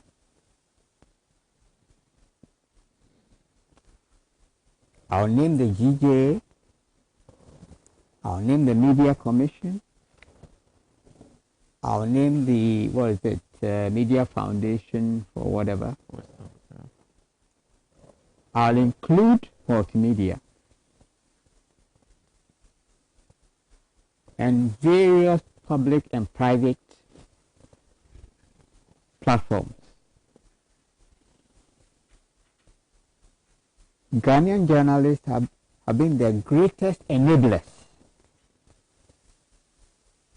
of the current toxic climate of thuggery, violence, of lawlessness, and of impunity.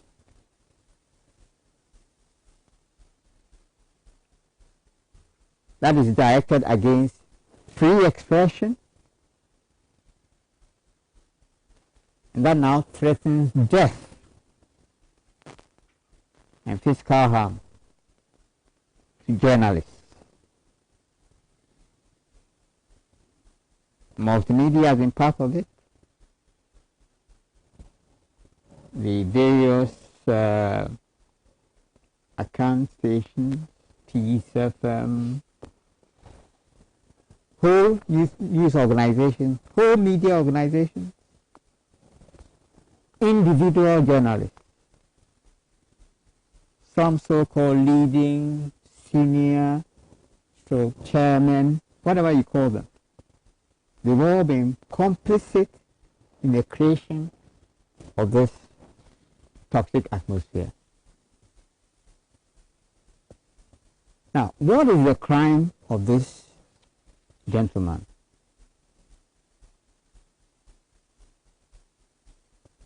He happened to be in Nigeria. They were covering a live event. Okay. They did not invite the soldiers into Nigeria. I don't think they knew that soldiers were on their way. But their cameras were rolling. And they managed to capture the time when the soldiers arrived, when they got down, and what they did, including the infamous shot of a soldier kneeling down and firing to appear straight as an object or objects, a crowd. Now, take your mind back to the issues with the late Mr. George Floyd.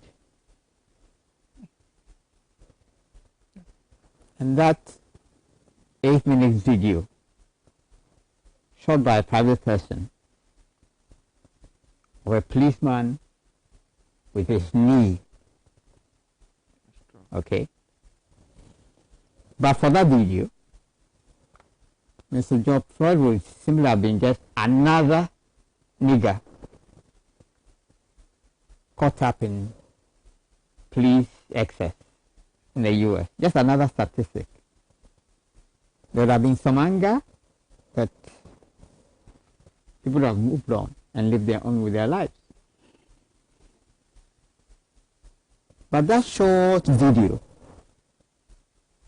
has made it difficult for the state to construct a narrative different from what people saw. And that is the gentleman's crime. And the first group that started off with this criminalization, so-called, of the work of the journalist was a committee that had been set up for the purpose of covering up and diverting our attention from the crimes that have been committed in Nigeria, which follow on from the crimes at Ayawaso West Wogon, that led to the crimes at Tichiman South and at Blakema Central and several other locations on election night. That was repeated in Nigeria. The same mindset, the same chain of command. The only thing that has changed since Ayawaso West Wogon is that they've abandoned the masks and they've abandoned the khaki overalls. Now they are in full military dress. So the same criminal element.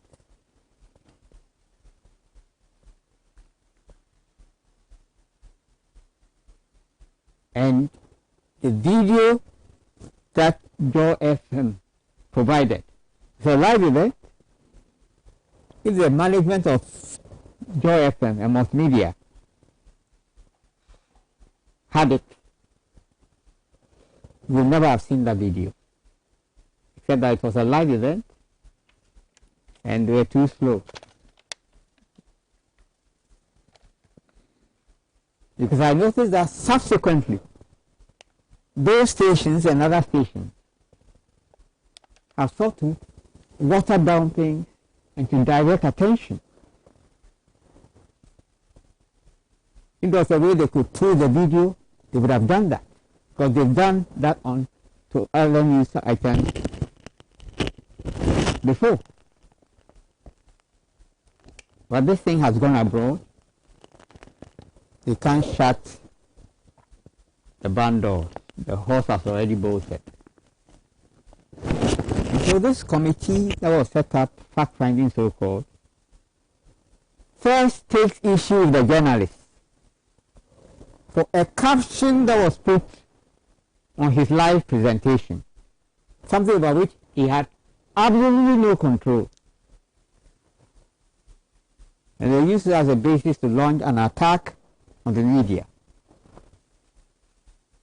Somebody asked him, what were you doing in Nigeria at all? What business do you have to do in Nigeria? Why Nigeria? That guy, you have brought us all this trouble.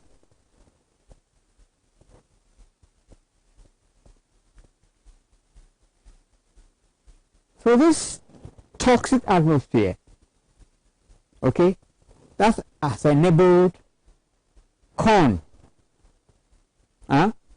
the perpetration of fraud on the people of this country in selling a candidate and a regime. And the other elements of this conduct are unraveling, including issues lately on the agricultural front. But maybe we'll talk about that on some other occasion. But I'm saying that this atmosphere of that enables thuggery, lawlessness, impunity. The biggest enablers have been our media. And I can give you an example. I can take it from before the 2016 election, when a youth leader of the NPP, Mr. Cabo, with party tags in tow, stormed the premises of multimedia. It was, I think, Asempa and Ekusi Seng. I think the journalist was Bobby and somebody. Yes. Who apparently was on a different faction of the NPP. That was how it was seen. So these tags stormed multimedia, robbed him up, and disrupted the program. What did multimedia do? They suspended the gentleman and forced him out.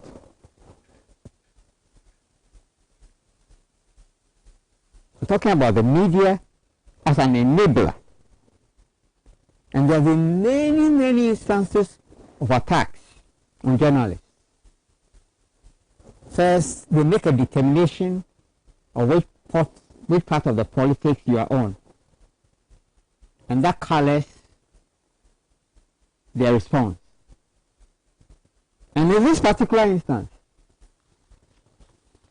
I've seen one of the most asinine responses from the GJA. What? They say, oh, Mr. Kanaya Japan is well known for his, what? Comments.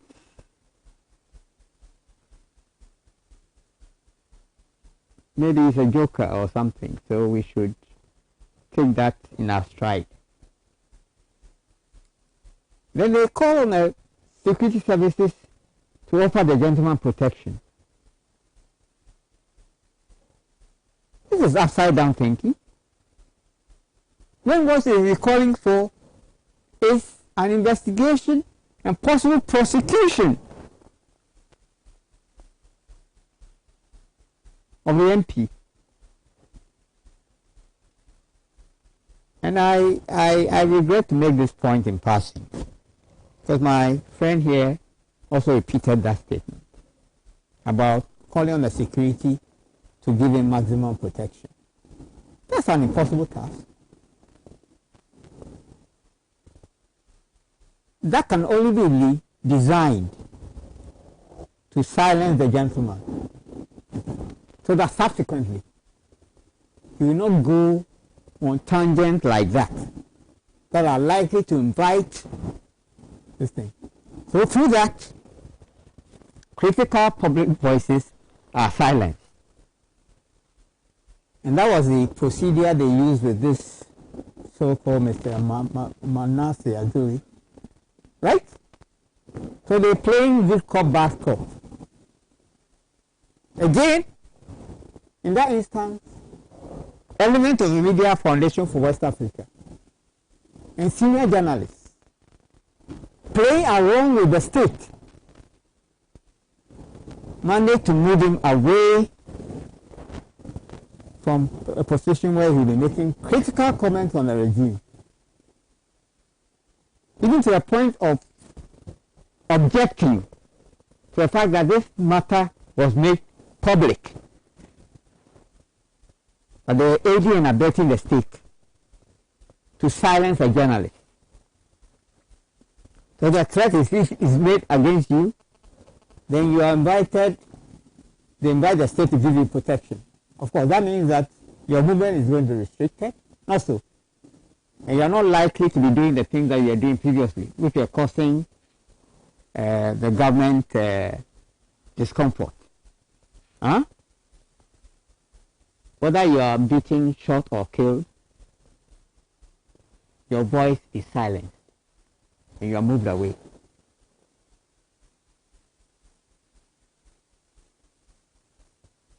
So I'm making this point that look, we must first of all address this lawlessness and impunity. And my friend again calls attention to the quote-unquote political and organizational impotence of his party.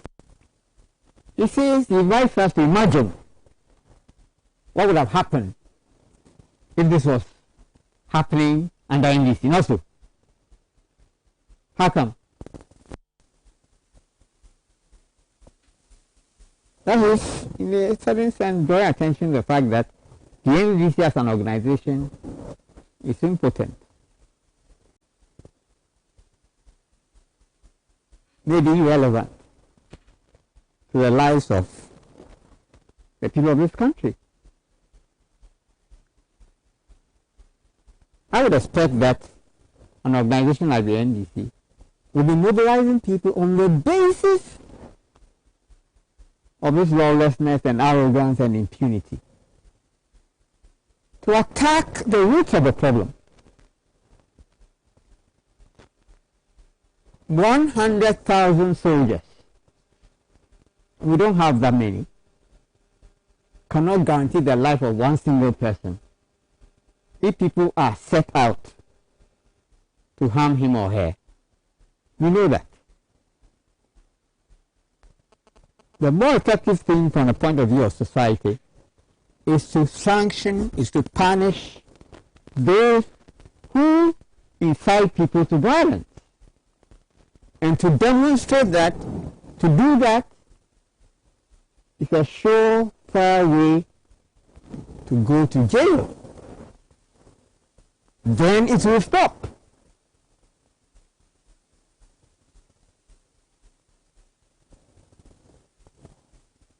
I'm done.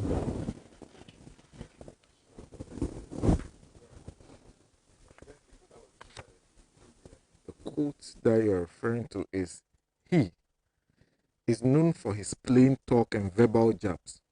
So some may be inclined to dismiss the video in question as a normal rendition of his unrestrained comments and emotional outbursts. However, the hard truth is that Honorable Ejepon's comments ignite serious concerns related to the most tragic circumstance of the assassination of Ahmed Suale of Tiger IPI 2.5 years ago. I think they are rather saying that this requires some serious, but then they go and do the same, what you're complaining about. The life of Erastus Aridonko must be protected at all costs, and we urge the national security apparatus to take this up with urgent promptitude and utmost seriousness. And that's the point Dr. Percy has a serious issue with. Let me read a message from Masola Pabli, who says, allowances given to the spouses of Akufo-Addo and Bawumia is not well-meaning, is what well-meaning Ghanaians speak against. Well-meaning Ghanaians spoke against the elevation of the status of the allowances received by the first and second ladies to salaries. So if First Lady Rebecca Akufo-Addo ignorantly and angrily claimed to have sent what is due her back to the state, they shouldn't use that as a yardstick and ask the former First Lady to do so. The earlier they get that, the better. As for the threat on Erastus Asaridonko by Kennedy Japan, Action must be taken because we all saw how he threatened Ahmed Swale and how he was murdered. I will also blame multimedia for emboldening Kennedy Japan for this.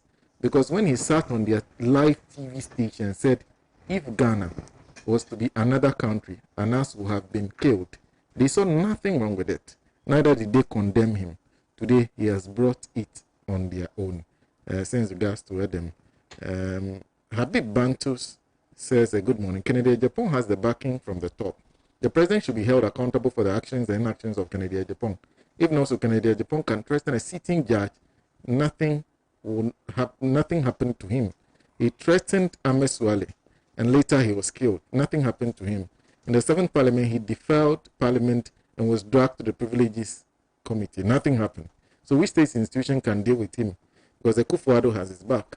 Kennedy Japan is a national security threat, and the earlier we the people speak up, the better. Because the voice of the people is the voice of God. That's from Habib Bantus, who sent that all the way from Italy. And let me end with Alassane Meisuna in Tema, who says, why do we always pamper Kennedy Japan when his utterances are left unpublished?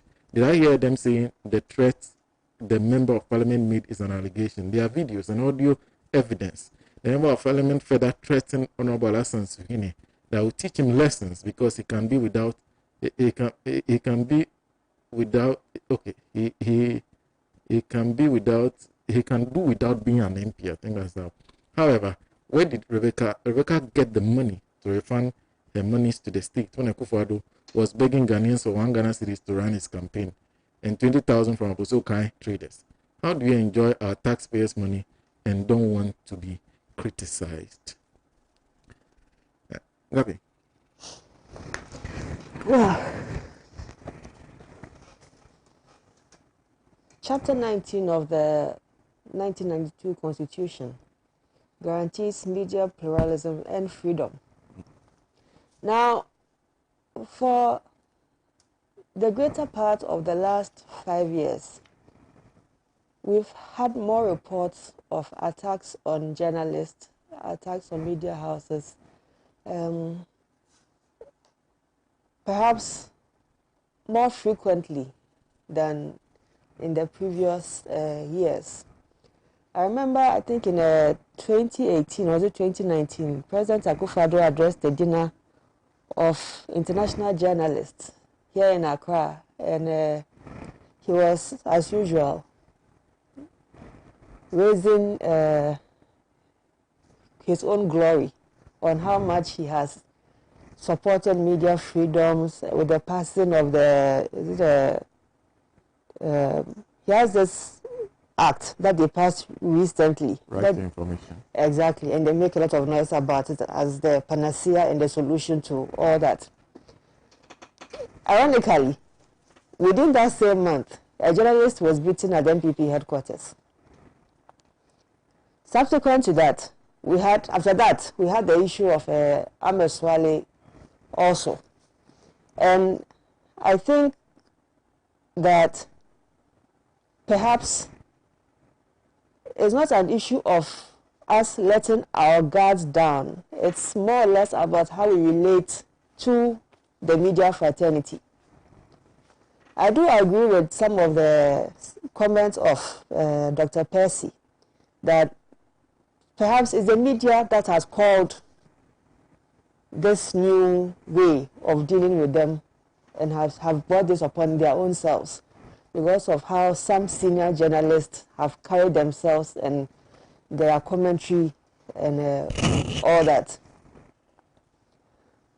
But there is no justification, even if the media perhaps has allowed itself to be used by people and discredited, and hence now to the point where people think that they have the liberty to incite and call for violence against media personnel. That is not acceptable. That is not proper. And there's no justification for that.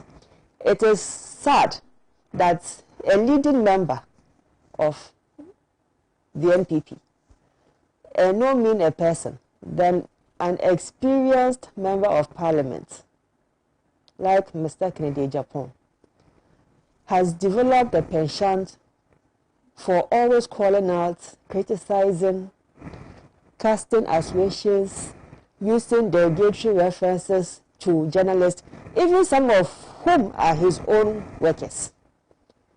If you've had the opportunity ever of watching any of his shows, there's this particular show, they call it the stand or something like that, and he's a one-man speaker on that platform.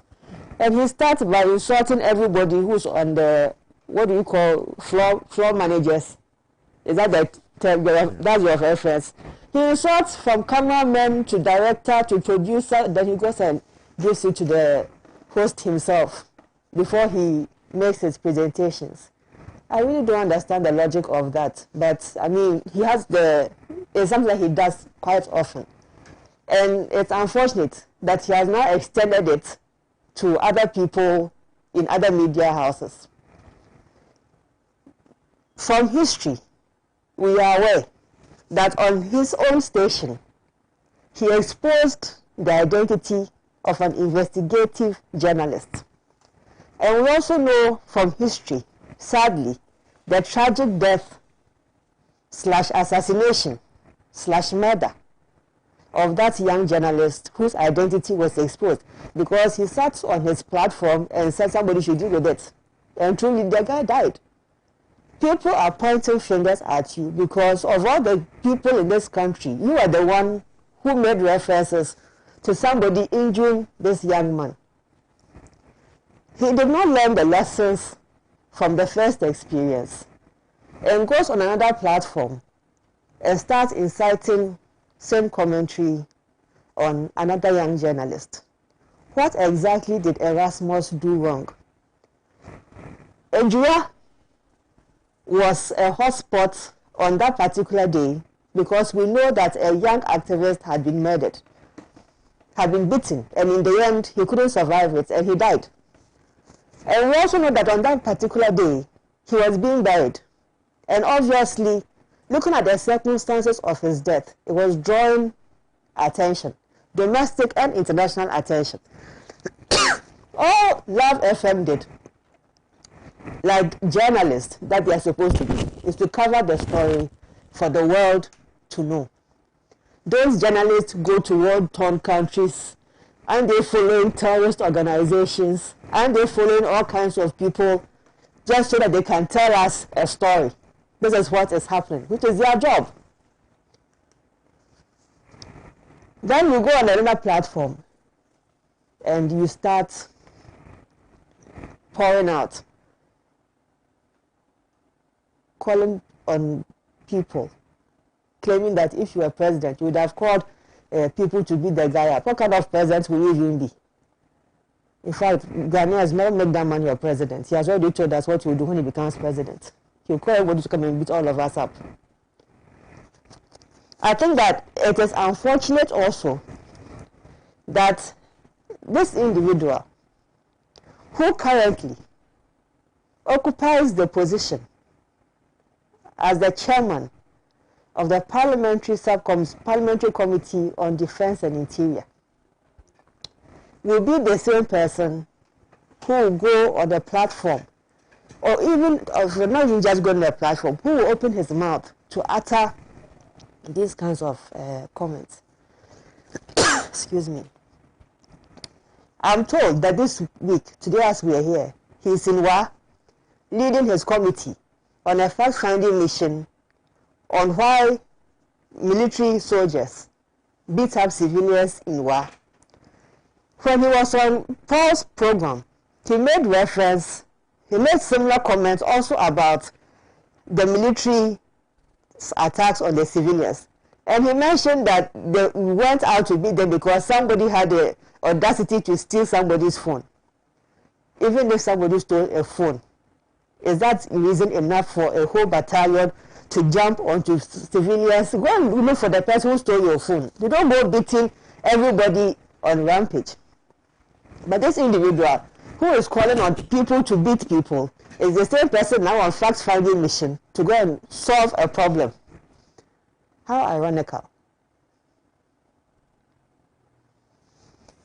The gentleman who reported on the floor of Parliament to have him reported to the Privileges Committee.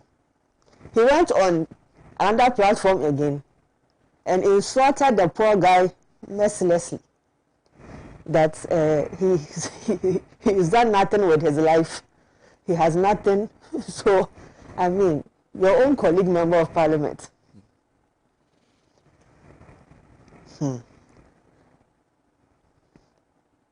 I think that in all honesty, somebody or some institution has to call our dear friend, Honorable Kennedy Japan, and sit him down and try and help him to reflect on some of his actions and his utterances.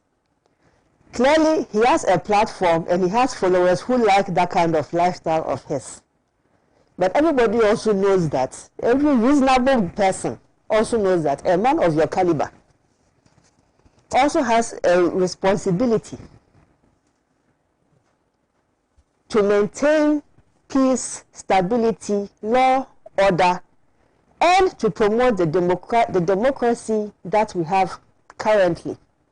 And the one institution, aside from the executive, the legislature, the judiciary, that helps us, even though informally, because truth be told, the state doesn't do much for them, is the media. And why we need credible, independent media. Currently, over 30%, sorry, 1/3 of our media houses are owned by politicians. Another 20% is owned by business people, one-man business owners mostly, who are aligned to political parties. They are not politicians, but they are aligned to the political parties. When you come to the media landscape, 80% of discussions are on politics. He said, she said. Just about 30% has some thought deep rooted arguments that we can say we can find something sensible in these discussions to move us forward. So clearly our media space obviously needs more nurturing so that we can have those kind of conversations that draw us together and propel this country forward. Conversations that threaten people, lives, and in the case where we have actually seen people lose their lives because of these utterances are not acceptable. And I also think that it is high time that the media owners, and Kwesi, I'm glad you are here, perhaps when you go on your association meetings, that when politicians come on platforms, you may not be able to censor the things that we say, but perhaps you should consider giving media blackout to politicians and panelists who come and incite violence against anybody.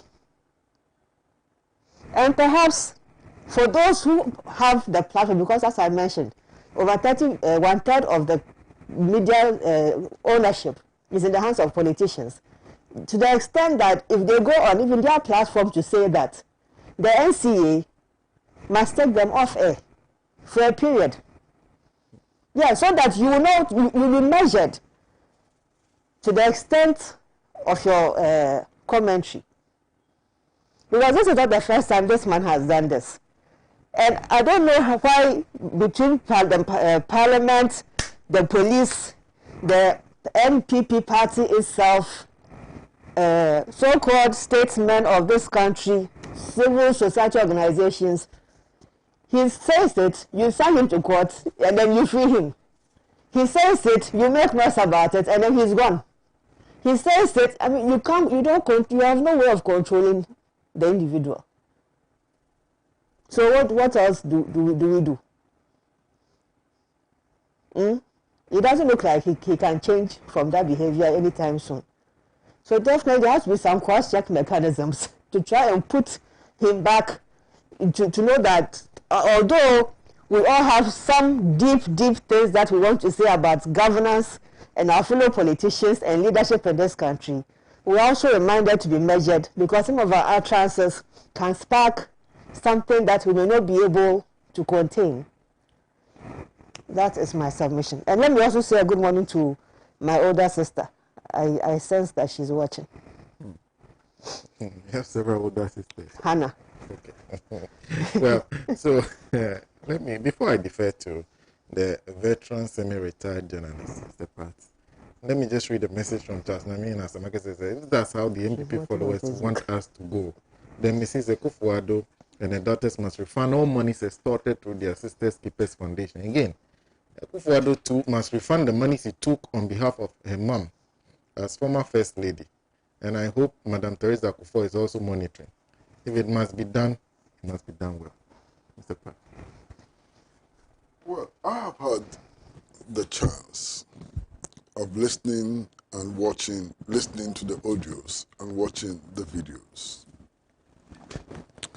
And at the end of it, I felt sad. One, sad for the country, sad for journalism in this country, and also extremely sad for the Honorable Kennedy Ejapon himself. Because if you watch the video and you see the expression of emotion, if you watch the video and you watch the video with any professional eye, you cannot help but feel sorry for this Member of Parliament. The outburst, the in and out of reality, that he travels and so on, must be extremely worrying. And I felt very deeply sad, for him and for all the other things that I've spoken about. Now, I think it's important, absolutely important, that we make the point that we do not just frown on attacks on journalists, on threats to journalists. Indeed, we should take seriously attacks and threats on all citizens. You understand? And it doesn't matter whether it's an inter-party confrontation or an intra-party confrontation. We all sat down and saw what happened at the MPP headquarters over a period of time.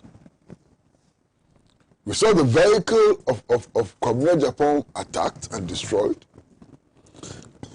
We saw the burning of a motorbike. We saw the attack on a taxi and so on. And I'm sure that many people just sat back and said, well, it's the MPP, leave them. Of course it is not the MPP, don't leave them. Because if they do it in-house, and there's no consequences and so on, the likelihood is that it will be taken from in-house to out-house. And that's what we're experiencing today. If you had been strong enough to insist that some action be taken when it was happening in-house, perhaps it could not have gotten to these very dangerous levels and so on. Now, the matter, properly speaking, is before the Privileges Committee of Parliament. And I like to wait and see. I like to wait and see how Parliament is going to handle this matter. Because how Parliament handles this matter will be a statement about Parliament. It will be a statement about the commitment of our leaders to free expression, not just of journalists, but of all citizens. And I like to wait and see. But Sena, it will be the height of injustice.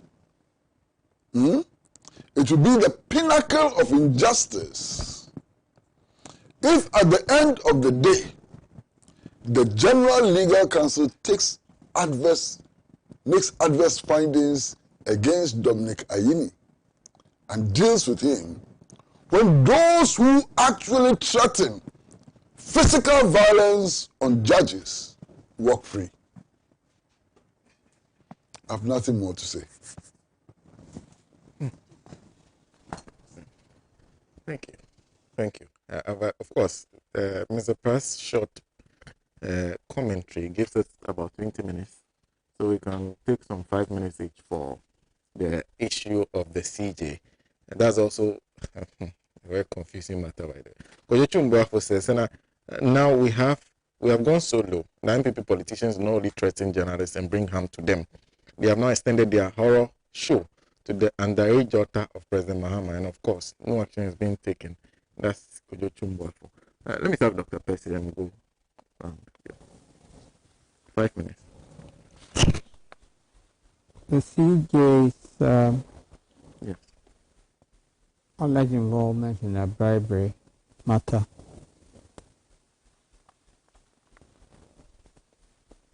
Thus far, I think that there have been calls for an investigation by Parliament, by Shraj, CID. and the Chief Justice himself has invited the CID. And that was I've read something to that effect. Okay. And I think there's already that matter before the General Legal Council, where this whole thing originated.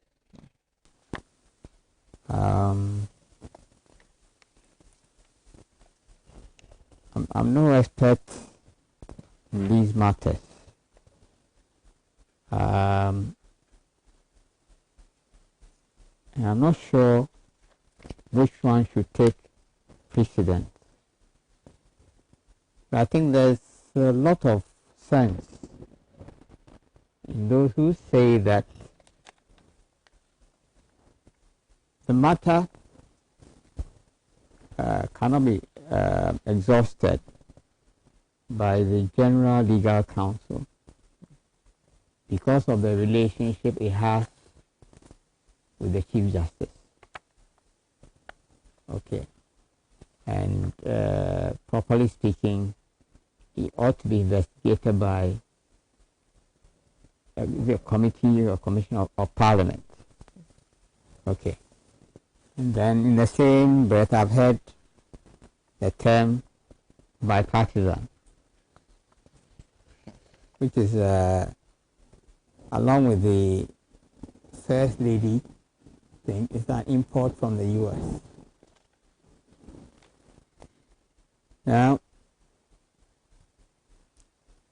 every time I hear the call for bipartisan, and it only comes from my friends in the NDC, I know it is an invitation to a useless end. Every time I hear it. And maybe the same thing goes to this thing that my friend Mr. Pratt is very about talking about, the Privileges Committee. I don't expect anything from that committee in relation to this investigation or whatever, in relation to the previous matters we discussed. Because the MPP has demonstrated very clearly throughout its entire history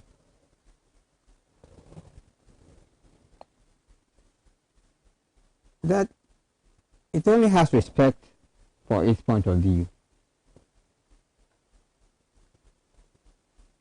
And when people show consistently, they show bad faith at every turn, at every opportunity. And you keep referring and asking them for cooperation. You deserve contempt. You, the person who is consistently kicking a thief and showing utter disrespect, you keep going back and asking for bipartisanship. The only thing you deserve is contempt.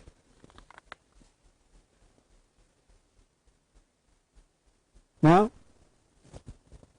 it is a difficult path to take, I'll say. But the NDC has enough resources in Parliament and outside Parliament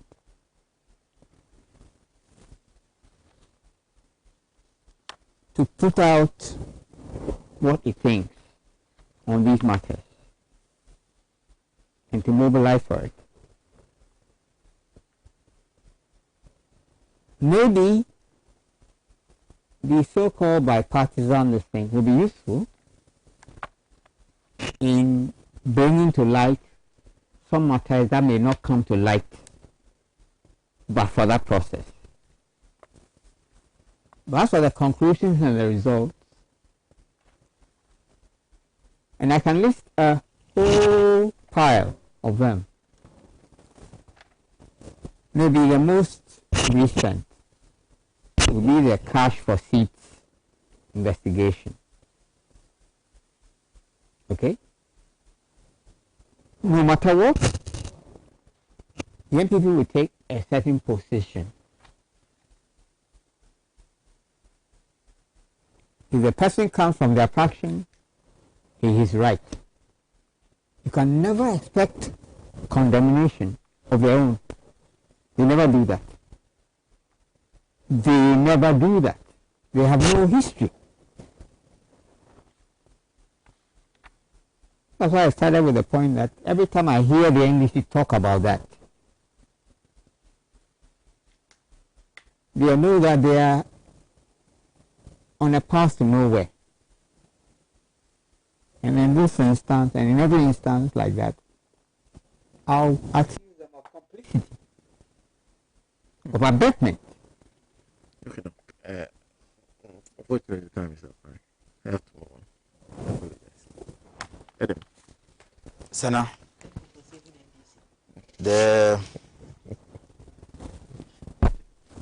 alleged bribery allegations against the Chief Justice, for want of time, and also to proceed on the side of caution, I would not want to go into the merits of the allegations. However, I want to use the opportunity to reiterate the NDC's press conference, the statement that we issued, which was read by our General Secretary, and our position on this matter. It is important to acknowledge that the judiciary is a very, very important arm of government. And as such, public confidence in the judiciary is very essential to the survival of our democracy. And let me say that as we speak, the perception out there, which has been backed by several surveys, including a survey conducted by the CDD as recent as 2020, shows that about 85% of Ghanaians interviewed who had contact with the judiciary concluded that there is bias in the delivery of justice in Ghana. And this Afrobarometer was published by CDD and is there for you to see. You can reference, our viewers can go look for it. And it is sad that you have about 85%, more than 8 out of every 10 Ghanaian who had contact with our judiciary concluded that they believe that in terms of the delivery of justice, the courts in Ghana are biased. And so, at this time, where we are trying to protect the democracy that we have and build our democracy, ensuring that there is public confidence in the judiciary is very key. So when you have an allegation of this nature being made against not just any judge, but the Chief Justice, who is the head of the judiciary, the very institution that we ought to protect and ensure that the people of Ghana have confidence in. We must be careful how we address this issue. And that is why we in the NDC believe that in approaching how to address this issue, one, we are calling for a full public inquiry into this matter. We have also said that when you look at the CID and their track record in recent years in dealing with issues that involves public officials, we can talk about the visa racketeering scandal. We can talk about some other issues that the CID has handled, excavators and many others, and their inability to bring finality to these issues. We do not have confidence in the CID's ability to handle this issue very well. And so we are calling for the Chief Justice to step down, because for investigations to be launched into this issue, because even though some of the issues that have been alleged in the letter from the lawyer borders on criminality, at the same time, this also borders on the judiciary. And so for the judiciary to be able to empanel a commission of inquiry that will have a public hearing for Ghanaians to know what transpired at the commission, the Chief Justice should humbly step down temporarily or for the time being. Then whoever is in charge puts up a committee to launch an investigation into this matter. Okay. It is very key in the protection of our democracy. The CID we do not have confidence in. The General Legal Council's disciplinary committee, which is a subset of the body that the Chief Justice himself heads, which is the General Council, the General Legal Council, we do not have confidence in their ability to give fair hearing to all the parties that are involved. Okay. To be fair to the Chief Justice, he's come out to deny. The chief who was mentioned has denied. It is now the word of the lawyer who made the allegations against these two. It is only proper to ask the Chief Justice to humbly, for the interest of the nation, step aside and allow these institutions to launch a full public inquiry into this issue. Thank you. Adam. Okay. I agree with him mostly, so I cede my time to Mr. Pratt. We only have 10 minutes. Obviously. Well, that's a very difficult one. You know, and like Adam said, I hear people say many times that it is the lawyer who is making the allegation. What allegation is the lawyer making? All that the lawyer is saying is that his client at one point told him that the Chief Justice was demanding $5 million to influence judgment on his behalf.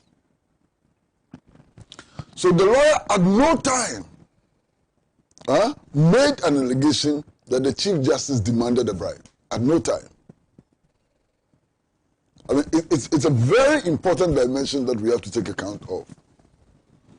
So far, nobody has made the allegation that the Chief Justice demanded or received a bribe of $5 million. There's no such allegation before us. Now, I've heard people say that the lawyer must prove what he says. All the lawyer has to prove is that the chief informed him that the Chief Justice had made a demand. Even if the lawyer is able to prove that, it still doesn't prove the fact that the chief spoke the truth or the chief lied. So it's a complex matter, a very complex matter. Of course, even if no proof is provided, I believe strongly that irreparable damage has been done to the image of the Chief Justice and also the judiciary generally. How we walk out of this situation I can't tell. Okay?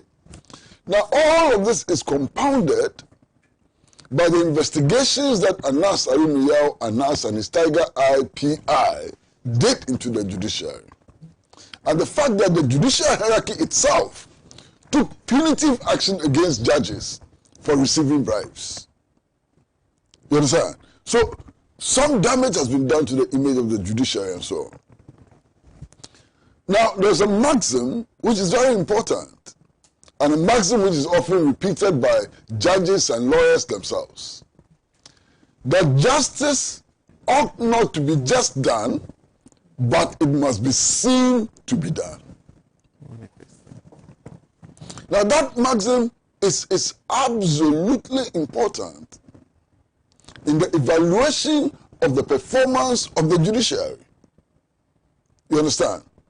That justice must be done, but it must be seen to be done. It brings into sharp focus the principle that what judges do has social, political, and economic consequences for all of us. And that a strict interpretation of the letter of the law sometimes can lead to situations where justice is not seen to be done. You understand? Now, I am sitting back as a layperson, somebody who dabbled in a little bit of press law and so on. Doesn't qualify me to speak with any authority on the law. So, strictly speaking, I'm a layperson like all other laypersons when it comes to the law. I sit at home, I watch television, I read judgments and so on, and sometimes I ask myself, where is the common sense in these judgments and rulings? Where is the common sense? Sometimes I can't help myself but to pose such questions. You know, and I'm tempted at this stage to go back to the election petition. Tempted at this stage to go back to the election petition. What justification can there be for the decision to prevent the chairperson of the Electoral Commission for getting into the witness box? In my ignorance of the law and so on, I can't phantom any justification, common sense justification. I can't. These are the happenings, these are the things we read and so on, which sometimes color our judgment about the conduct of our judiciary. So when our judgment is already colored and so on, when such allegations are made, even though these allegations, on the face of it, and I have to choose my words very carefully, these allegations, on the face of it, do not sufficiently paint a picture of corruption and so on, some people get carried away. That is the problem. Because all the lawyer said was that somebody told me that the Chief Justice demanded bribe. Even if the chief were to come to confirm the statement of the lawyer that I told the lawyer that the Chief Justice demanded bribe, it still doesn't prove anything. And yet, look at where it has taken us. I do hope that persons on the judiciary, persons in the executive arm of government, and persons in the legislature, and all of us as citizens will do whatever we can to uphold the principles which underline the 1992 Constitution. This is a very difficult exercise. It is not easy. It is difficult to uphold these principles, but it is upholding these principles that will lead us out of our current situation of moral suspicion. That's all. Thank you. Thank you very much, Mr. Pratt. Like he says, very complicated matter. Hedo Awukudadoto says the Monuments Committee recommendations were the reasons for Akufo-Addo to initiate plans to rig the 2020 election, because he cannot allow someone else to enjoy what he wanted. He must be the first beneficiary. Now it is clear that Jane Mensah perpetrated a crime and must be held accountable. Come one day, she will definitely answer for her crimes committed. I'm looking forward to that day. And if the NDC mess up, the masses will. Okay. Patrick Kubashika says a good morning to us. Edem, you're always my gentleman saddled with wisdom. God richly bless and protect you. Dr. Percy and Uncle Kwesi, I can't wait to read your books. Kofi Ras says Kennedy Japan is out of control. He has hijacked Akufo-Addo's government. He's above the law, and not even the president can do anything to him. He has boastfully said a time without number that he can collapse the Akufo-Addo administration with just a single secret. He has gone further to insult the judiciary, and instead of him being questioned, the judge in that matter was rather transferred to another court. Mr. Japan, I believe, has leverage over the entire MPP government, and that is what has manifested in his utterances. A big thank you to the radio stations. Let me try a bit of a recall. Benya and Cape FM, they are in Cape Coast. A big thank you to them. A big thank you to the radio stations in the Volta region, Sela Radio, Shine FM, who is also tuning to us. A big thank you to Global FM. I forgot to actually acknowledge Volta One TV. They are the other television station we are live on. A big thank you to Ahunto 92.3 FM and other radio stations. A big thank you to you, particularly for making time to join us today. We are very, very grateful. I was joined on the show today by Mr. Kwesi, who is managing editor of the Inside newspaper. Close to him is Gabriela Tete, who is occupying our seat today. And a big thank you to Edem Agbana, who is a deputy national youth organizer of the National Democratic Congress. And very close to me is Dr. David Percy, who is a student of history and politics. My name is Sena Nombo. Before I go, let me say a happy birthday to Bright Ahoto, who is the chairman of the National Democratic Congress in Ablekuma West. A happy birthday to you, and a happy belated birthday to Gabriela. A belated happy birthday to Gabriela, who is yes, we are still in 18 years. Let me say a good morning to Mr. William Boklo of Air Côte d'Ivoire, and every one of you watching us. Thank you. Enjoy the rest of your weekend. Have a fruitful week, and meet me back here next week for another edition of the mother of all talk shows, ALHAJI and ALHAJI, live on Pan African TV. Stay tuned to Pan African TV.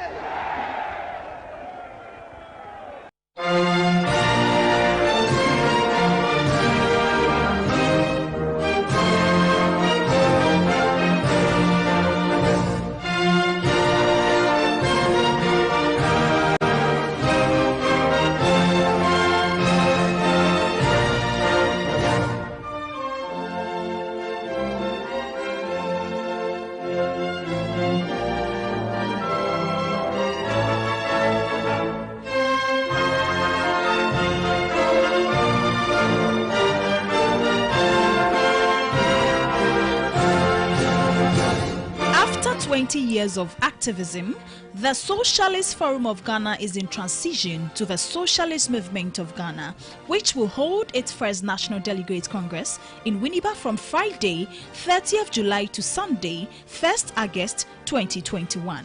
The Congress will be held under the broad theme, a new platform for socialist transformation, and will be attended by delegates from all the collectives of the Socialist Forum of Ghana spread over all of the country. This conference will approve a new constitution for the Socialist Movement of Ghana and also adopt a working program for the movement. It will consider international and national issues as well as prepare the framework for the mobilization of the youth and women. This is indeed a historic Congress. This is a time for the reawakening of the socialist movement of Ghana. It is time for the realization of the vision of ALHAJI for Dr. Kwame Nkrumah and our forebears who fought to liberate Africa from the yoke of slavery and colonialism. It is time to build the Africa we want and to struggle for a world free from oppression and exploitation. Fraternal progressive organizations, the trade unions, women and youth organizations have been invited to the opening of this historic Congress on Saturday, 31st July 2021 at the Windy Bay Lodge in Winneba, 8:30 a.m. There is victory for us.